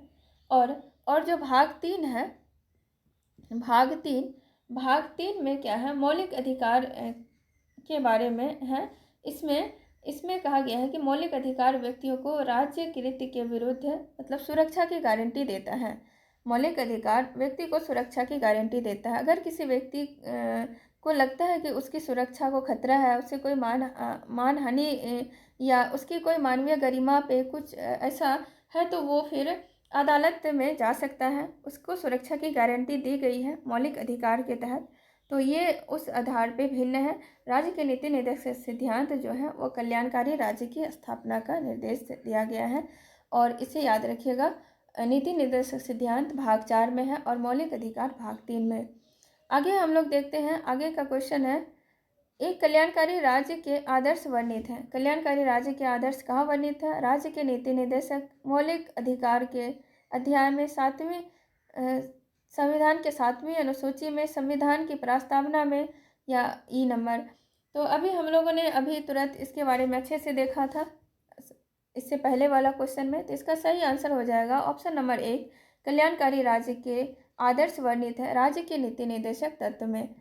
अब देखते हैं 53 नंबर का क्वेश्चन, संवैधानिक उपचार का अधिकार किसके अंतर्गत आता है? मौलिक अधिकार, कानूनी अधिकार, संवैधानिक अधिकार, प्राकृतिक अधिकार, या फिर ई नंबर उपयुक्त में से कोई नहीं या एक से अधिक। तो 53 नंबर का सही आंसर हो जाएगा ऑप्शन नंबर 1, संवैधानिक उपचार का अधिकार जो है अनुच्छेद 32 में इसके बारे में बताया गया है। ये एक मौलिक अधिकार है ना। और आगे देखते हैं और इसके अनुच्छेद 32 के बारे में थोड़ा जान लेते हैं कि डॉक्टर भीमराव अंबेडकर जो है अनुच्छेद 32 के संबंध में कहा है कि यह एक अनुच्छेद मतलब जिसके बिना संविधान क्या अर्थविहीन है। डॉक्टर अंबेडकर का कहना है कि अनुच्छेद 32 जो है इसके बिना संविधान क्या है? अर्थविहीन है। इसे संविधान की आत्मा कहा गया है। संविधान की आत्मा किसे कहा गया है? अनुच्छेद 32 को आत्मा और हृदय कहा है। आगे हम लोग देखते हैं कि किन अनुच्छेद किस या किन अनुच्छेद या अनुच्छेदों के अंतर्गत अध्यक्ष सदन के किसी सदस्य को उसकी मातृभाषा में बोलने की इजाज़त देता है। हाँ, सदन में अगर कोई अपनी मातृभाषा में बोले तो उसकी इजाज़त देता है। कौन सा अनुच्छेद? अनुच्छेद 110, अनुच्छेद 120, अनुच्छेद 122 या फिर एक और दो, दोनों, 110 या 22 दोनों। तो इसका सही आंसर क्या हो जाएगा? 54 नंबर का जो सही आंसर है उसका सही आंसर क्या हो जाएगा? ऑप्शन नंबर सी, 120 का 1। मतलब अनुच्छेद 120 के 1 के अंतर्गत क्या होता है कि अध्यक्ष सदन के किसी सदस्य को उसकी मातृभाषा में बोलने की इजाज़त देता है। इसे याद रखिएगा कि कोई भी सदस्य जो है वो अपनी मातृभाषा में सदन में बोल सकता है, उसे कौन इजाज़त देता है? अनुच्छेद 120 का 1, ये वाला अनुच्छेद 120 का 1 जो है अपनी मातृभाषा में बोलने का इजाज़त देता है। सदन में आप अपनी मातृभाषा में बोल सकते हैं। अनुच्छेद 120 का 1। 5वीं अनुसूची किस विशिष्ट समूह के लोगों के शासन और हितों की सुरक्षा से संबंधित है? 5वीं अनुसूची विशिष्ट समूह के लोगों के हितों से सुरक्षा से संबंधित है। अनुसूचित जाति, धार्मिक अल्पसंख्यक, अनुसूचित जनजाति, भाषाई अल्पसंख्यक या फिर ई, इनमें से कोई नहीं या उपयुक्त में से एक से अधिक। तो इसका आंसर आप लोग जरूर करें। इसका सही आंसर क्या हो जाएगा? इसका सही आंसर हो जाएगा ऑप्शन नंबर सी, अनुसूचित जनजाति। जो 5वीं अनुसूची है वो अनुसूचित जनजाति समूह के लोगों की शासन और उसके हितों से संबंधित है, इसकी सुरक्षा देता है। और 6ठी अनुसूची में यहाँ हम लोग देख लेते हैं। जैसे 6ठी अनुसूची में असम, मेघालय, त्रिपुरा, मिजोरम, इस ऐसे मतलब राज्यों की जनजातीय क्षेत्रों के बारे में प्रशासन से संबंधित है। 6ठी अनुसूची में कौन से राज्य हैं? असम, मेघालय, त्रिपुरा, मिजोरम। आगे देखते हैं।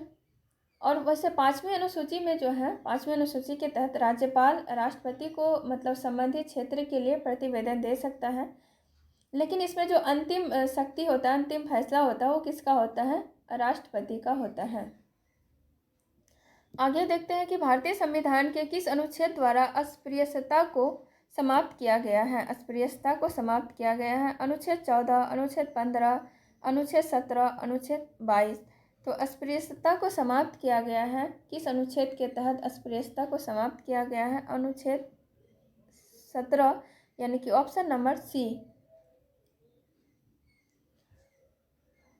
आगे देखते हैं, कुछ जान लेते हैं सबके बारे में। जैसे अनुच्छेद 14 है, 14 का संबंध किससे है? विधि के समक्ष समता से है। 15 के अनुसार क्या है? 15 के अनुसार है किसी भी मतलब इसके अनुसार है कि किसी भी नागरिक को उसके जाति, धर्म, लिंग, जन्म स्थान या वंश के आधार पे है भेदभाव नहीं कर सकते हैं। और इस 22 में क्या कहा है कि 22 में कहा है कि गिरफ्तारी और कुछ मामलों में नज़रबंदी के खिलाफ संरक्षण है। और 17 में अस्पृश्यता है। आगे देखते हैं, निम्नलिखित में से कौन सा वायुमंडल में मुख्य ग्रीन हाउस गैस नहीं है? वायुमंडल में मुख्य ग्रीन हाउस गैस जो है नहीं है। Methane, ozone, nitrous oxide, hydrogen, उपयुक्त में से एक से अधिक या कोई नहीं। तो 57 नंबर का सही आंसर हो जाएगा हाइड्रोजन। हाइड्रोजन क्यों होगा? क्योंकि methane, carbon dioxide, ozone, nitrous gas, ये सब जो है ग्रीन हाउस गैसें हैं। हाइड्रोजन ग्रीन हाउस गैस नहीं है। हाइड्रोजन कैसा गैस है? हाइड्रोजन एक स्वच्छ गैस है। हाइड्रोजन स्वच्छ गैस है।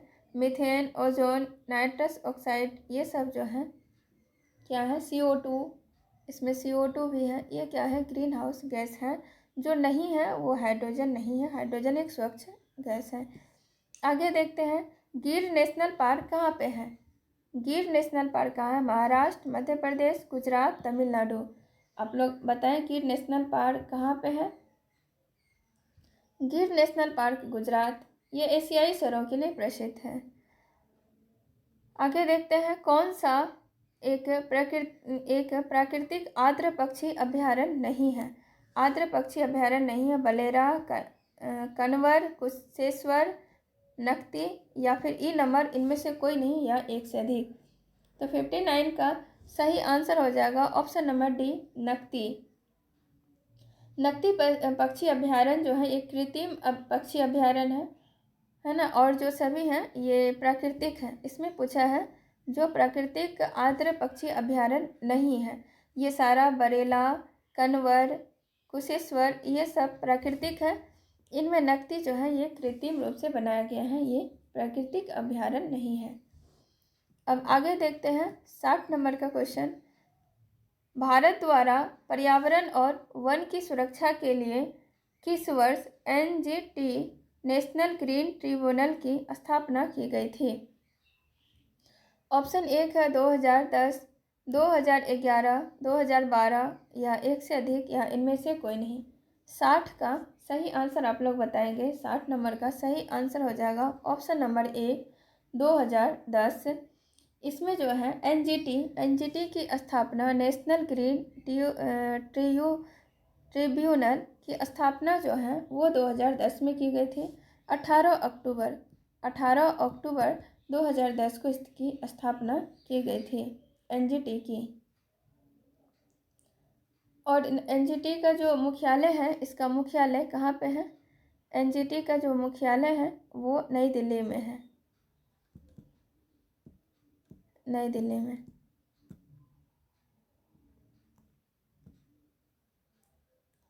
आगे देखते हैं कौन सा स्वस्थानीय इन सीटू संरक्षण के अधीन शामिल नहीं है। इसमें भी कहता है कि कौन जो है इन सीटू स्वस्थानीय संरक्षण इन सीटू के अंतर्गत शामिल नहीं है। वनस्पति उद्यान, राष्ट्रीय उद्यान, वन्यजीव अभ्यारण्य, उपयुक्त में से एक से अधिक या इनमें से कोई नहीं। 61 का सही आंसर हो जाएगा जो इन सीटू संरक्षण में शामिल नहीं है। पहले हम लोग जानेंगे कि इन सीटू क्या है ना। इन सीटू क्या है और एक्स सीटू क्या है।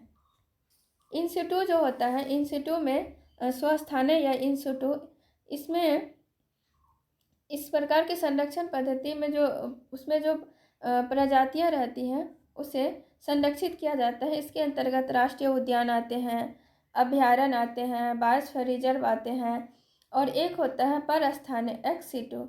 इसमें क्या होता है, इसमें संरक्षण की जो पद्धति होती है वो प्रजातियों के उनके प्राकृतिक आवास से बाहर निकाल कर किया जाता है। उनके संरक्षण कैसे किया जाता है? उनके प्राकृतिक आवास से बाहर निकालकर एक विशेष स्थान पे उसे रखा जाता है। मतलब उसे एक विशेष स्थान पे रखा जाता है, जैसे प्राणी उद्यान, वनस्पति उद्यान, वन्यजीव सफारी पार्क, जीन बैंक, बीज बैंक, ये सब चीज़ें जो होती हैं क्या होता है एक्स सीटू में आता है।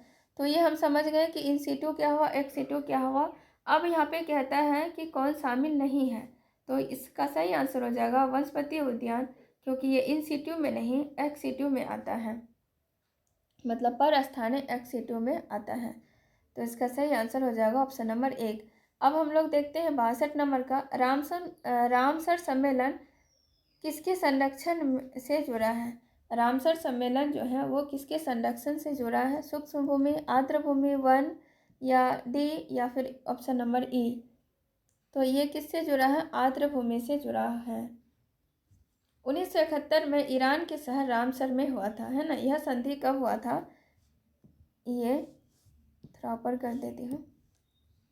ये 1971 में 2 फरवरी 1971 के ईरान के रामसर जो शहर है वहाँ पे हुआ था। इसीलिए इसे रामसर संधि भी कहा जाता है, रामसर संधि के नाम से भी जाना जाता है। और भारत इस पे जो है कब साइन किया था? भारत इस पे साइन किया था 1 फरवरी 1982 को। 1 फरवरी 1982 को भारत जो है ये इस पे साइन किया था। किस पे? जो रामसर सम्मेलन से जो संबंधित है, आर्द्र भूमि जो से संबंधित है, जो 2 फरवरी 1971 को रामसर के ईरान में हुआ था। और इस पे भारत कब साइन किए? 1982, 1 फरवरी 1982 को। अब हम लोग देखते हैं दूसरा क्वेश्चन 63 नंबर का। जनसंख्या की वहन क्षमता किसके द्वारा निर्धारित की जाती है? जनसंख्या वृद्धि, सीमित संसाधन, जन्म दर, उपयुक्त में से कोई नहीं या एक से अधिक। तो इसका सही आंसर हो जाएगा ऑप्शन नंबर सी। जनसंख्या की वहन क्षमता किसके द्वारा निर्धारित की जाती है? सीमांत संसाधन से। जनसंख्या घट जाएगी यदि जन्म दर एवं मृत्यु दर समान हो, जन्म दर अधिक मृत्यु दर कम हो, जन्म दर कम मृत्यु दर अधिक हो, या फिर डी नंबर या ऑप्शन ई। तो 64 का सही आंसर आप लोग बताएंगे। 64 का सही आंसर हो जाएगा ऑप्शन नंबर सी। जन्म दर कम और मृत्यु दर अधिक हो तो उससे जनसंख्या क्या होगा? घट जाएगी।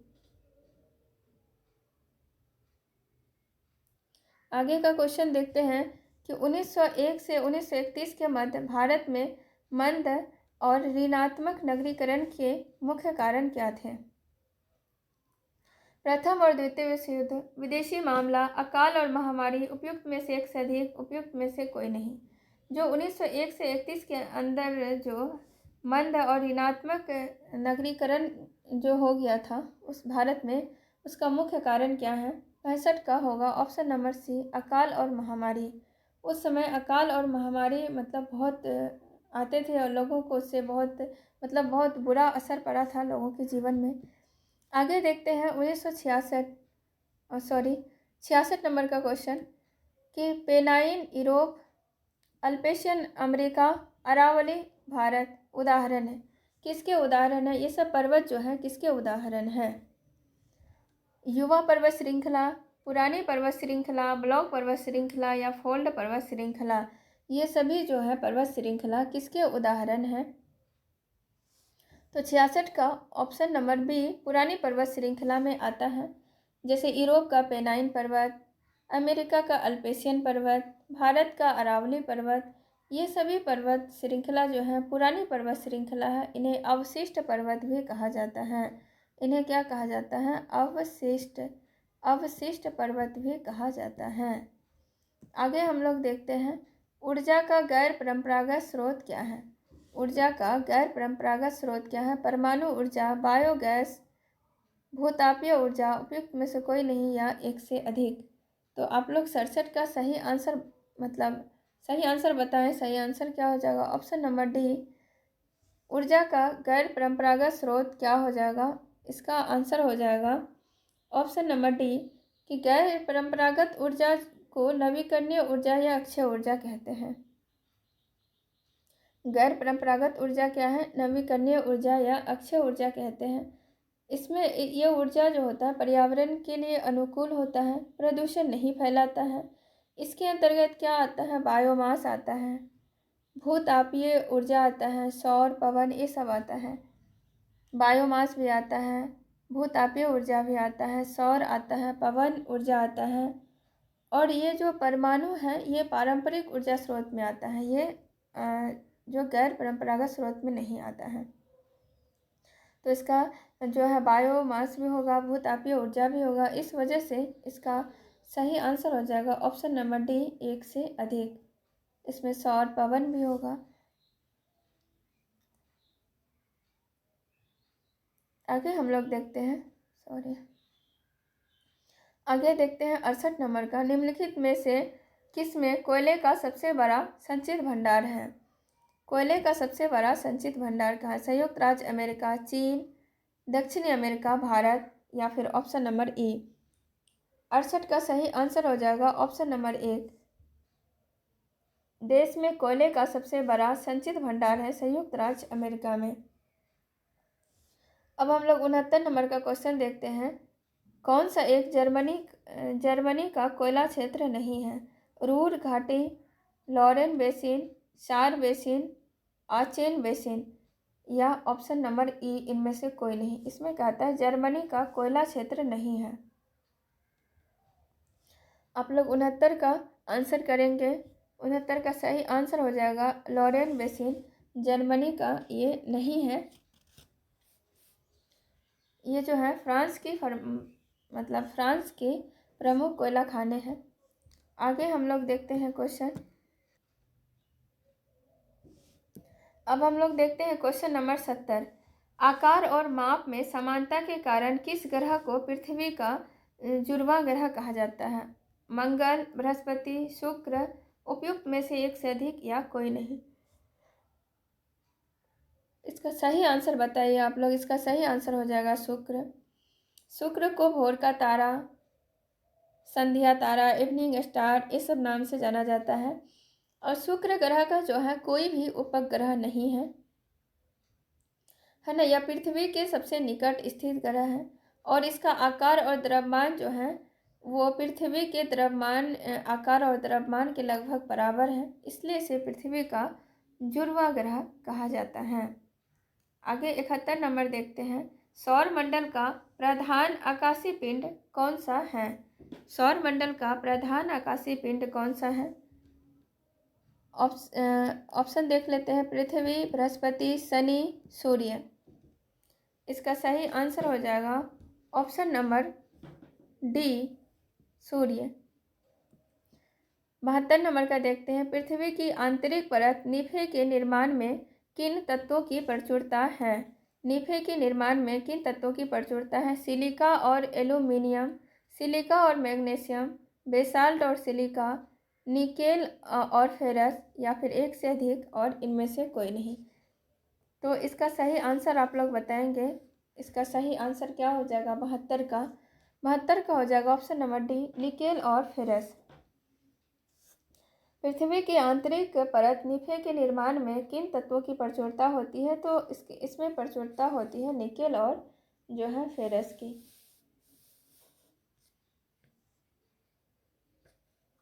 आगे देखते हैं 73 नंबर का। भारत के कुल विद्युत उत्पादन में जल विद्युत का योगदान कितना है?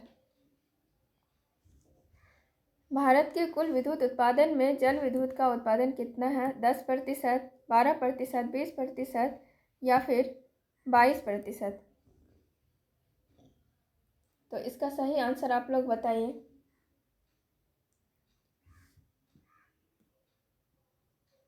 इसका सही आंसर हो जाएगा 12%। आगे देखते हैं कि भारत में शीतकाल में सर्वाधिक वर्षा प्राप्त करने वाला या वाले स्थान है। कौन से स्थान है? कश्मीर घाटी, पंजाब, हरियाणा, कोरोमंडल तट, उपयुक्त में से एक से अधिक या फिर इनमें से कोई नहीं।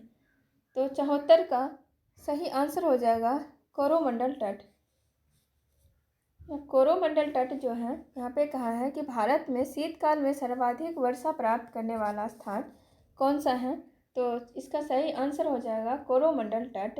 यहाँ पे हम लोग थोड़ा सा इसके बारे में जान लेते हैं कि भारत में शीतकाल में जो है सर्वाधिक वर्षा प्राप्त करने वाला तट कोरोमंडल तट है। यहाँ पे जो है उत्तरी पूर्वी मानसून पवनें जो है अक्टूबर और नवंबर के बीच क्या करती हैं कि बंगाल की खाड़ी को पार करते समय वहाँ से नमी ग्रहण करके ले जाती हैं। ये बंगाल की खाड़ी को पार करते समय वहाँ से क्या करती हैं? वहाँ से नमी ग्रहण करके कर लेती हैं। और कोरोमंडल तट यानी कि तमिलनाडु, कोरोमंडल तट तमिलनाडु और दक्षिणी आंध्र प्रदेश, दक्षिण पूर्वी कर्नाटक, दक्षिण पूर्वी केरल, वहाँ पे जो है खूब वर्षा करती हैं। और फिर उत्तर पश्चिम भारत से भूमध्य सागर से आने वाली कुछ वहाँ पे शीतोष्ण कटिबंधीय जो चक्रवात होते हैं वो पंजाब, दिल्ली, हरियाणा, पश्चिमी उत्तर प्रदेश, ये सब जगह में वर्षा करती हैं। कौन से जहाँ जो भूमध्य सागर से आने वाली, मतलब उत्तर पश्चिम भारत में भूमध्य सागर से जो आने वाली थोड़ी कुछ शीतोष्ण कटिबंधीय जो चक्रवात होती है उससे बारिश होती है। कहाँ पे? पंजाब, हरियाणा, दिल्ली और उत्तर प्रदेश के कुछ पश्चिम भागों में। तो ये इसका हो जाएगा कि सर्वाधिक वर्षा कोरोमंडल तट पे होती है। ये वर्षा उत्तर पूर्वी मानसूनी पवनों से होती है जो अक्टूबर नवंबर के समय कोरोमंडल तट पे आती है। आगे हम लोग देखते हैं 75 नंबर का क्वेश्चन कि मानसून की उत्पत्ति की तापीय विचारधारा के प्रतिपादक व समर्थक थे। कौन थे? एडमंड हेली, हॉर्न, कोपेन, या उपयुक्त में से एक से अधिक या कोई नहीं। तो 75 का सही आंसर हो जाएगा option number A, Edmund Halley. Monsoon की उत्पत्ति की तापीय विचारधारा के प्रतिपादक का समर्थक कौन था? इसके समर्थक थे एडमंड हेली। एडमंड हेली जो है वो 1684 में एशियाई मानसून की उत्पत्ति की व्याख्या किया था। ये एडमंड हेली क्या किया था?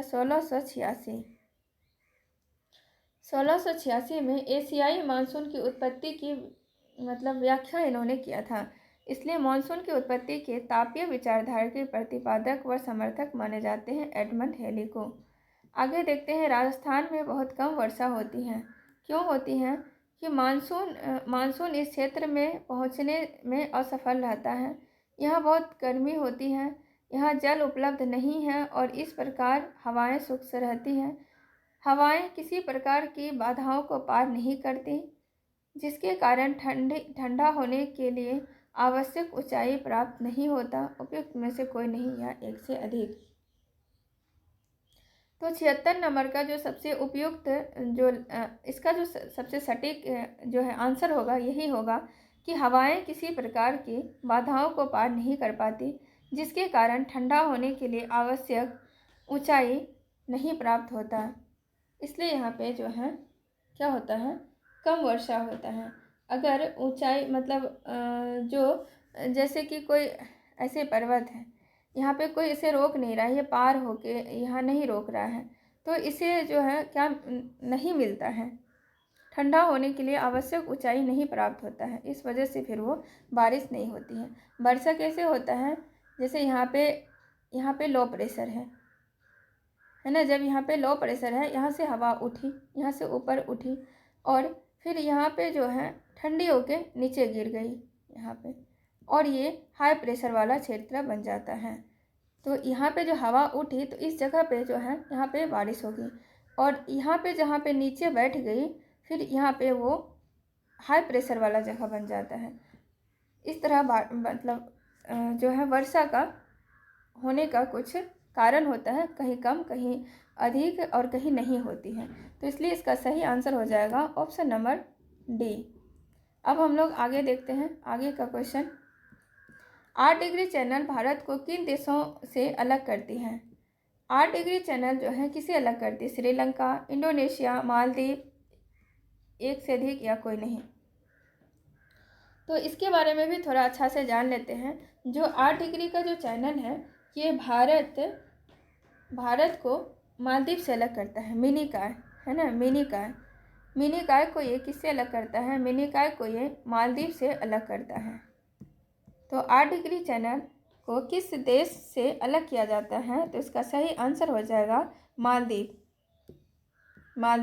और हम लोग 8 डिग्री के बारे में जाने तो 9 डिग्री के बारे में भी जान लेते हैं। 8 डिग्री का चैनल किसको अलग करता है? भारत को मालदीव से। मतलब या तो फिर मिनीकॉय को मालदीव से, मिनीकॉय भी ऑप्शन में दे सकता है। तो याद रखिएगा मिनीकॉय और मालदीव।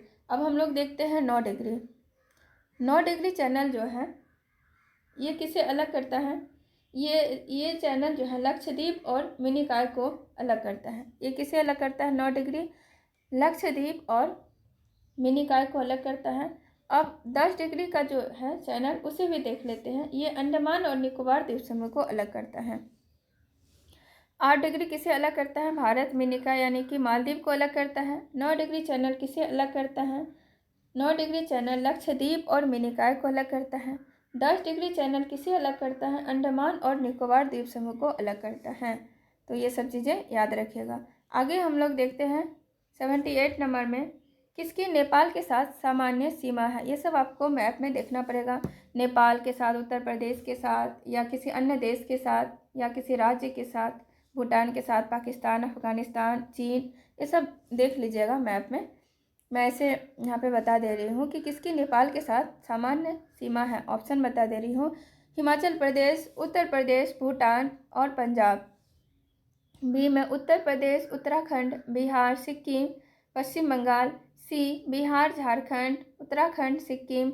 डी उपयुक्त में से एक से अधिक, या ई इनमें से कोई नहीं। तो निम्नलिखित में से किसकी नेपाल के साथ सामान्य सीमा लगती है?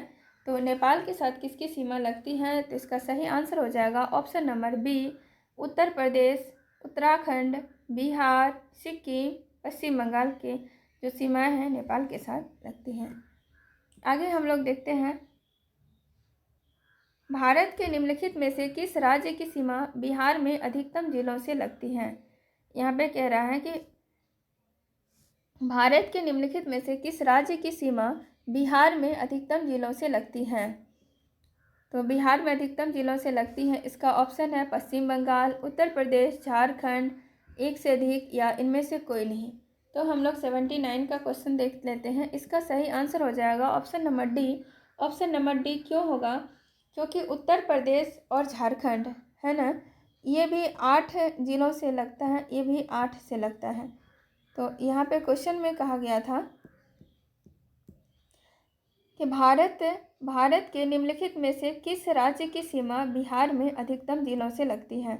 अधिकतम जिलों से लगती है, तो यहाँ पे इसका सही आंसर डी हो जाएगा, क्योंकि ये उत्तर प्रदेश भी 8 जिलों से लगती है, झारखंड भी 8 जिलों से लगती है, और पश्चिम बंगाल 3 जिलों से सीमा बनाती है बिहार के साथ। आगे देखते हैं, बंगाल की एशियाटिक सोसाइटी की स्थापना किसके द्वारा किया गया था? बंगाल की एशियाटिक सोसाइटी की स्थापना किसने की थी? Raja Ram Mohan Roy, sir William Jones, W Hunter, William Bentinck या फिर ऑप्शन नंबर ई।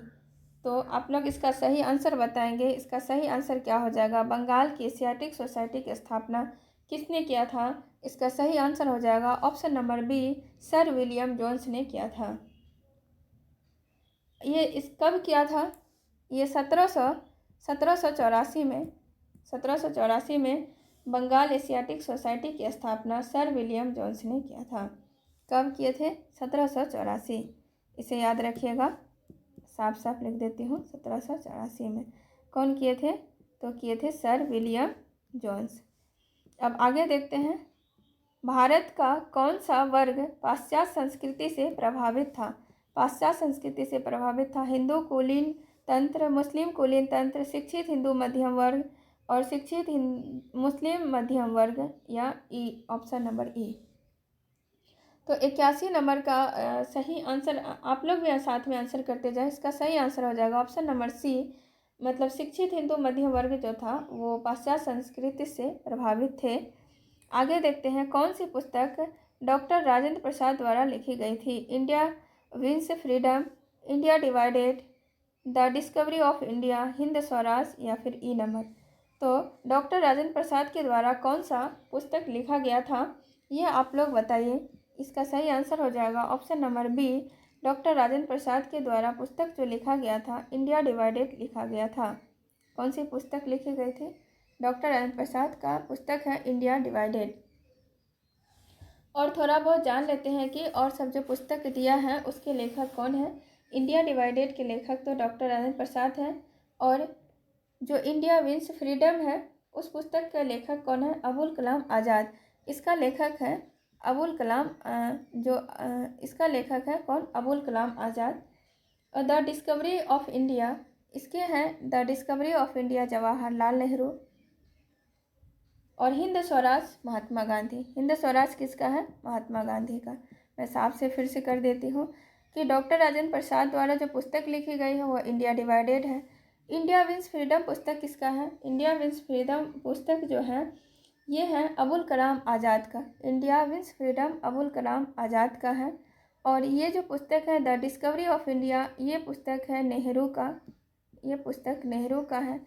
और हिंद स्वराज ये पुस्तक महात्मा गांधी का है। तो इसे याद रखिएगा। 1873 में किसने सत्यशोधक समाज की स्थापना किया था? सत्यशोधक समाज का स्थापना 1873 में किसने किया था? नारायण गुरु, बी आर अम्बेडकर, ज्योतिबा फुले, रामास्वामी नायकर या ऑप्शन नंबर ई। तो 83 नंबर का आप लोग आंसर देंगे। इसका सही आंसर हो जाएगा ज्योतिबा फुले। 1873 में सत्यशोधक समाज की स्थापना किसने किया था? तो ज्योतिबा फुले ने किया था। कब किया था? 1873 में। इनकी एक पुस्तक है, इसे भी याद रखिएगा, गुलामगिरी। गुलामगिरी जो पुस्तक है, गुलामगिरी, मैं लिखा हुआ पे ही लिखती हूँ, आप लोग को नहीं दिखेगा लेकिन आवाज़ से समझ सकते हैं कि ये जो 1873 में सत्यशोधक समाज का स्थापना ज्योतिबा फुले ने किया था। ये भी दे सकते हैं कब किया था, तो 1873 में। और इसकी पुस्तक है एक गुलामगिरी। अब 84 नंबर का क्वेश्चन है, बौद्ध धर्म हिंदू धर्म के अंदर एक सुधार आंदोलन था। यह शब्द किसने कहा था? उन्होंने जो भी कहा था उन्होंने ये कहा कि बौद्ध धर्म जो है वो हिंदू धर्म के अंदर एक सुधार आंदोलन है। Option A BC law, option B AB Keith, option C VP Verma, option D BA Smith और ऑप्शन ई उपयुक्त में से कोई नहीं या एक से अधिक। तो इसका सही आंसर आप लोग करेंगे 84 नंबर का सही आंसर क्या हो जाएगा? इसका सही आंसर हो जाएगा option number D BA Smith ने कहा था कि बौद्ध धर्म हिंदू धर्म के अंदर एक सुधार आंदोलन है। अब आगे हम लोग देखते हैं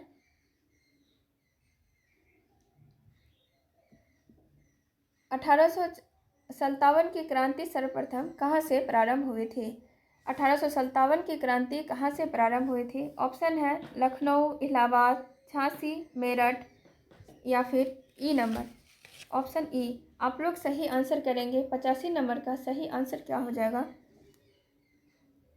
इसका सही आंसर हो जाएगा ऑप्शन नंबर डी मेरठ।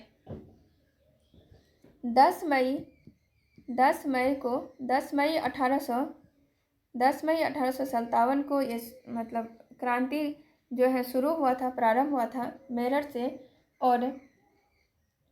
और ये लोग फिर 12 मई तक क्या है दिल्ली पर मतलब कब्जा कर लिया था और अधिकार कर लिया था और उसको वहाँ का जो सम्राट थे बहादुर शाह जफर को सम्राट घोषित कर दिया गया था।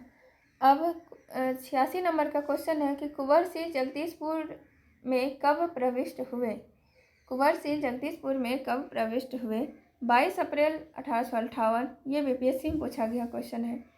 23 अप्रैल 1858, 20 अप्रैल 1858 या 25 अप्रैल 1858। तो 86 नंबर का आप लोग देखेंगे इसका सही आंसर हो जाएगा ऑप्शन नंबर 1 22 अप्रैल 1858। ये मतलब जब 1857 का जो स्वतंत्रता संग्राम हुआ था, बिहार के एक महान सिपाही नायक नेता कहें तो महानायक थे कुंवर सिंह। ये जो हुआ था कई बहुत सारे युद्ध ब्रिटिश से लड़े, उनमें से जो है ब्रिटिश सेना को पराजित भी किया और 22 अप्रैल 1858 को ये पुनः फिर जगदीशपुर में मतलब प्रविष्ट हुए और इनका जो अंतिम लड़ाई था वो 23 अप्रैल 1858 को जगदीशपुर के पास। अंतिम लड़ाई कब था? 23 अप्रैल 1858 को जगदीशपुर के पास इनकी अंतिम लड़ाई थी। और फिर और उसके बाद क्या किया था कि जगदीशपुर किले से अंग्रेज का जो यूनियन जैक नाम का जो झंडा था उसको उखाड़ के मतलब फेंक दिया था। और जब वो लौट रहे थे 26 अप्रैल को जब वो 26 अप्रैल 1858 को उस समय इन्होंने वीरगति को प्राप्त किया था 26 अप्रैल को। 22 अप्रैल को वो फिर पुनः जगदीशपुर में आए। 23 अप्रैल को उनकी अंतिम लड़ाई थी जगदीशपुर के पास ही और 26 अप्रैल को उन्होंने वीरगति को प्राप्त किया। ये डेट याद रखिएगा, 23 अप्रैल अंतिम लड़ाई, 26 अप्रैल को मतलब वो शहीद हो गए, वीरगति को प्राप्त हुआ। अब आगे देखते हैं इनमें से किसने 1857 के विद्रोह में सक्रिय भाग लिया था? नाना साहब कानपुर से, बेगम हजरत महल लखनऊ से, मौलवी अहमदुल्ला फैज़ाबाद, बेगम जीनत महल दिल्ली या उपयुक्त में से एक से अधिक या कोई नहीं। तो 87 नंबर का सही आंसर क्या हो जाएगा? इसका सही आंसर हो जाएगा ऑप्शन नंबर ई। ये सारे जो है क्या है सही है, सभी ने भाग लिया था। अब आगे देखते हैं मयूर सिंहासन पर बैठने वाला अंतिम मुगल सम्राट कौन था? अंतिम मुगल सम्राट शाह आलम, मोहम्मद शाह, बहादुर शाह, जहांदार शाह। तो 88 नंबर का सही आंसर हो जाएगा option number B Mohammad Shah. Mohammad Shah के समय में जो है फारस के कौन आया था? नादिर शाह आया था। कब? 1739 में। 1739 में नादिर शाह मोहम्मद शाह के शासनकाल में आया था 1739 में भारत पर आक्रमण किया था। और वो करनाल, कौन सा युद्ध? करनाल के युद्ध में क्या किए थे? मुगल सेना को पराजित किया था। और वापस जब वो जाने लगे थे तो मयूर सिंहासन और कोहिनूर का हीरा जो था वो अपने साथ लेके गया था। और मयूर सिंहासन यानी कि जो उसके तख्ते ताऊत कहा जाता था, उसका निर्माण कौन करवाया था? उसका निर्माण शाहजहाँ ने करवाया था। और कोहिनूर हीरा जो है, कोहिनूर हीरा गोलकुंडा की खान से निकाला गया था। शाहजहाँ ने कोहिनूर हीरा को मयूर सिंहासन पर लगाया था। तो ये था मयूर सिंहासन और कोहिनूर हीरा। नादिर शाह, मोहम्मद शाह से मिलता जुलता कुछ सवाल। अब है जवाबित का संबंध किससे था? जवाबित का संबंध राज्य कानून से, मनसब प्रणाली का नियंत्रण करने वाले कानून से, टकसाल से संबंधित कानून से, कृषि संबंधित कर से, या उपयुक्त में से एक से अधिक या कोई नहीं। तो जवाबित का संबंध किससे था? आप लोग इसका सही आंसर करेंगे। जवाबित का संबंध 89 का इसका सही आंसर हो जाएगा राज्य कानून से था। आगे हम लोग नंबर का देखते हैं। कोस मीनार क्या है? कोस मीनार क्या है? एक स्मारक मीनार है, या और दूसरा ऑप्शन देखते हैं, एक दूरी निर्धारक है, एक विश्राम गृह है, या मस्जिद के निकट स्थित एक मीनार है, या फिर इनमें से कोई नहीं। तो कोस मीनार क्या है? कोस मीनार एक दूरी निर्धारक है ना। 90 नंबर का सही आंसर हो जाएगा। दूरी मापने का पैमाना है कोस मीनार। अब हम लोग 91 नंबर को देखते हैं। निम्नलिखित में से किस वंश ने सबसे पहले शासन किया? किस वंश ने सबसे पहले शासन किया? तो लोदी, तुगलक, खिलजी, सैयद। तो यहाँ पे सबसे पहले हम लोग देख लेते हैं। जैसे खिलजी वंश है, इसका शासनकाल कब से था? इसका शासनकाल था 1290 से। खिलजी वंश का 1290 से 1320 था। और तुगलक वंश का 1320 से 14 था। तुगलक वंश का कितना था? 1320 से 1414 था। और सैयद वंश का था 1414 से 1451। सैयद वंश का 1414 से 1451 था। और लोदी वंश का 1451 से, लोदी वंश का कितना था? 1451 से 1526। तो इस आधार पे आप देख सकते हैं कि किस वंश ने सबसे पहले शासन किया। तो किस वंश ने सबसे पहले शासन किया? तो खिलजी वंश ने सबसे पहले शासन किया 1290 से 1220। फिर तुगलक वंश ने शासन किया 1220 से 1214। फिर सैयद वंश ने शासन किया 1414 से 1457। फिर लोदी वंश शासन किया 1457 से 1451 से 1426।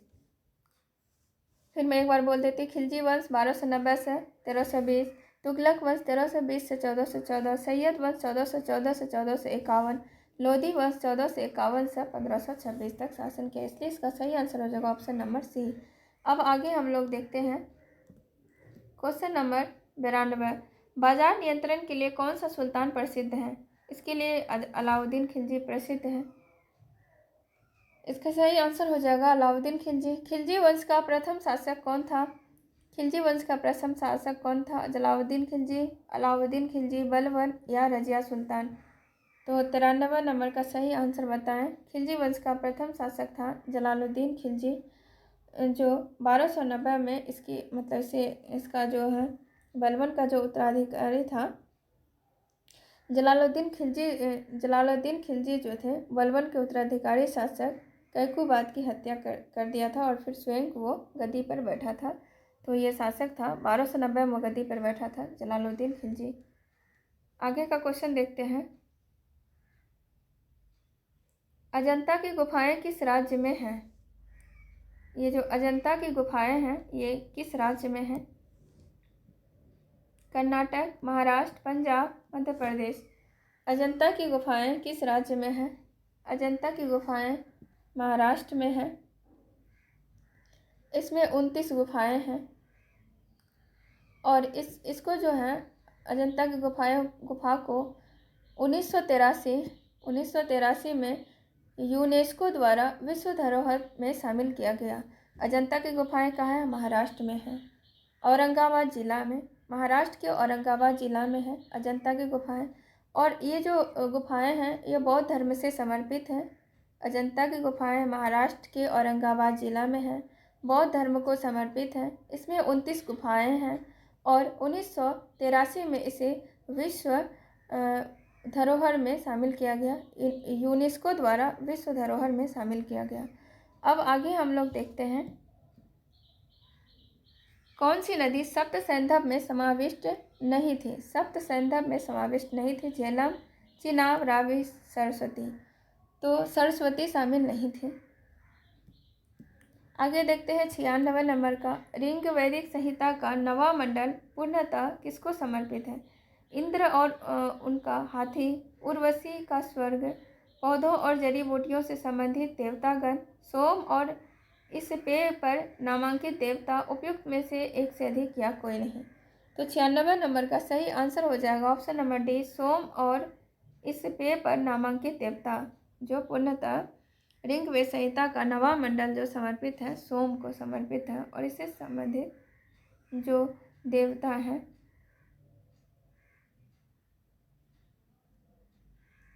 बोगज कोई का महत्वपूर्ण बोगज कोई का महत्व इसलिए है बोगज कोई का महत्व इसलिए है, क्यों है? वहाँ जो अभिलेख प्राप्त हुए हैं उनमें वैदिक देवी एवं देवताओं का वर्णन मिलता है। मध्य एशिया एवं तिब्बत के बीच एक महत्वपूर्ण व्यापारिक केंद्र माना जाता है। वेद के मूल ग्रंथ की रचना यही हुई थी। उपरोक्त में से कोई भी नहीं या एक से अधिक।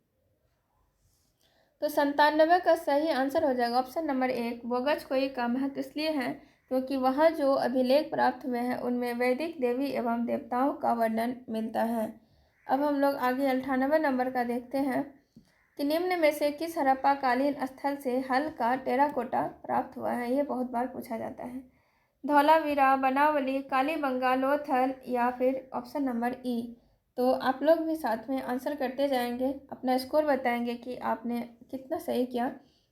कमेंट में ज़रूर अपना स्कोर बताइएगा कि आपका कितना सही हुआ। अब 98 का जो है क्या आंसर हो जाएगा इसका? Option number B, Banawali. Banawali जो है वो कहाँ पे है? हरियाणा के हिसार जिला में बनावली है। क्वेश्चन क्या पूछा है कि निम्न में से किस हड़प्पा कालीन स्थल से हल्का टेराकोटा प्राप्त हुआ है? तो हल्का टेराकोटा बनावली से प्राप्त हुआ है। बनावली हरियाणा के हिसार जिला में है और 1973-74 के में R.S. विष्ट, कौन? R.S. विष्ट जो है वो क्या किए थे? इनकी इस पूरा स्थल की खोज किया था। बनावली का खोज किसने किया था? R.S. विष्ट ने किया था 1973-74 में। बनावली हरियाणा के हिसार जिला में है। यहाँ पे हल्का टेराकोटा प्राप्त हुआ है। अब हम लोग देखते हैं 99। पाटलिपुत्रा में कौन सी बौद्ध संगति आयोजित की गई थी? पाटलिपुत्रा में कौन सी बौद्ध संगति आयोजित की गई थी? तृतीय, द्वितीय, चतुर्थ और प्रथम। तो कौन सी संगति आयोजित की गई थी? यहाँ पे तृतीय बौद्ध संगति आयोजित की गई थी। मैं ऐसे के बारे में सारा बता देती हूँ। तृतीय बौद्ध संगति की जो किया गया था, तृतीय बौद्ध संगति कहाँ किया गया था? पाटलिपुत्रा में। उस समय के शासक कौन थे? शासक थे सम्राट अशोक। और वो समय कौन था? 250 BC था, है ना, 250 BC। इसके जो अध्यक्ष थे वो थे मोगलीपुत्तिस। तृतीय बौद्ध संगति कहाँ हुई थी? पाटलिपुत्र। शासक कौन थे? अशोक थे। अध्यक्षता किसने किया था? मोगलीपुत्तिस ने किया था। हुआ कब था? 250 BC में हुआ था। अब हम लोग इसी तरह जान लेते हैं कि प्रथम बौद्ध संगति कब हुई थी। प्रथम बौद्ध संगति हुई थी 483 BC में और ये हुआ था राजगिरी में। इसके जो अध्यक्ष थे उनका नाम था महाकश्यप और जो शासक थे, राजा थे, वो थे अजातशत्रु। और दूसरा बौद्ध संगति हुआ था 383 ईसा में, 383 ईसा पूर्व। ये हुआ था वैशाली में। इसके जो अध्यक्ष थे उसका नाम था सावाकाबीर और जो शासक थे वो थे कालाशोक। और फिर जो तीसरा बौद्ध संगति हुआ था वो हुआ था 250 ईसा पूर्व पाटलिपुत्रा में। अध्यक्ष थे इनके मोगली पुत्तिस और राजा थे सम्राट अशोक। और चौथा बौद्ध संगति जो है ईसा के प्रथम शताब्दी में हुआ था और ये कहाँ हुआ था, कश्मीर के कुंडल वन में हुआ था।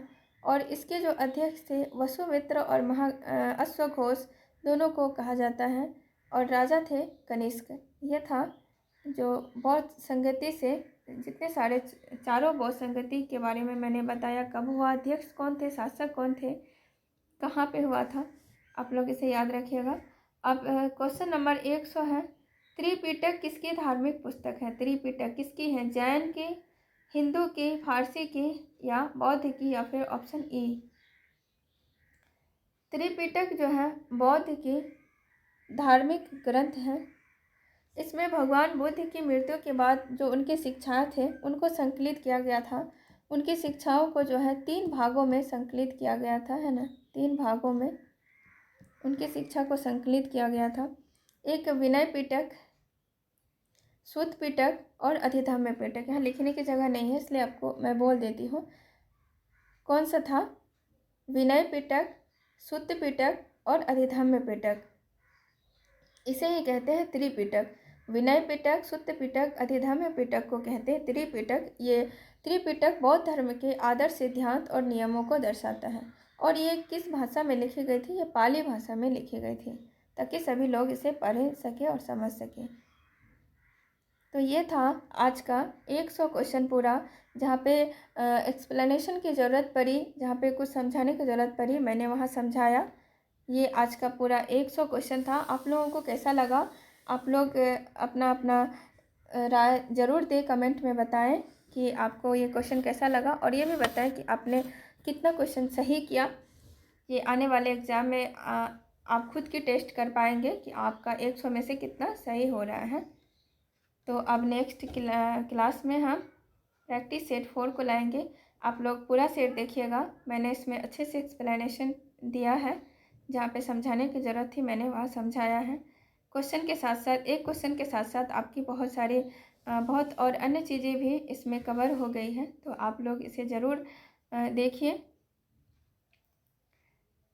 तो आज के लिए बस इतना ही। जो चैनल पे नए हैं सब्सक्राइब कर देना, लाइक कर देना और जो खुद सेल्फ स्टडी करते हैं उन्हें तो ज़रूर भेज देना। मिलते हैं अगले क्लास में। धन्यवाद। राधे राधे।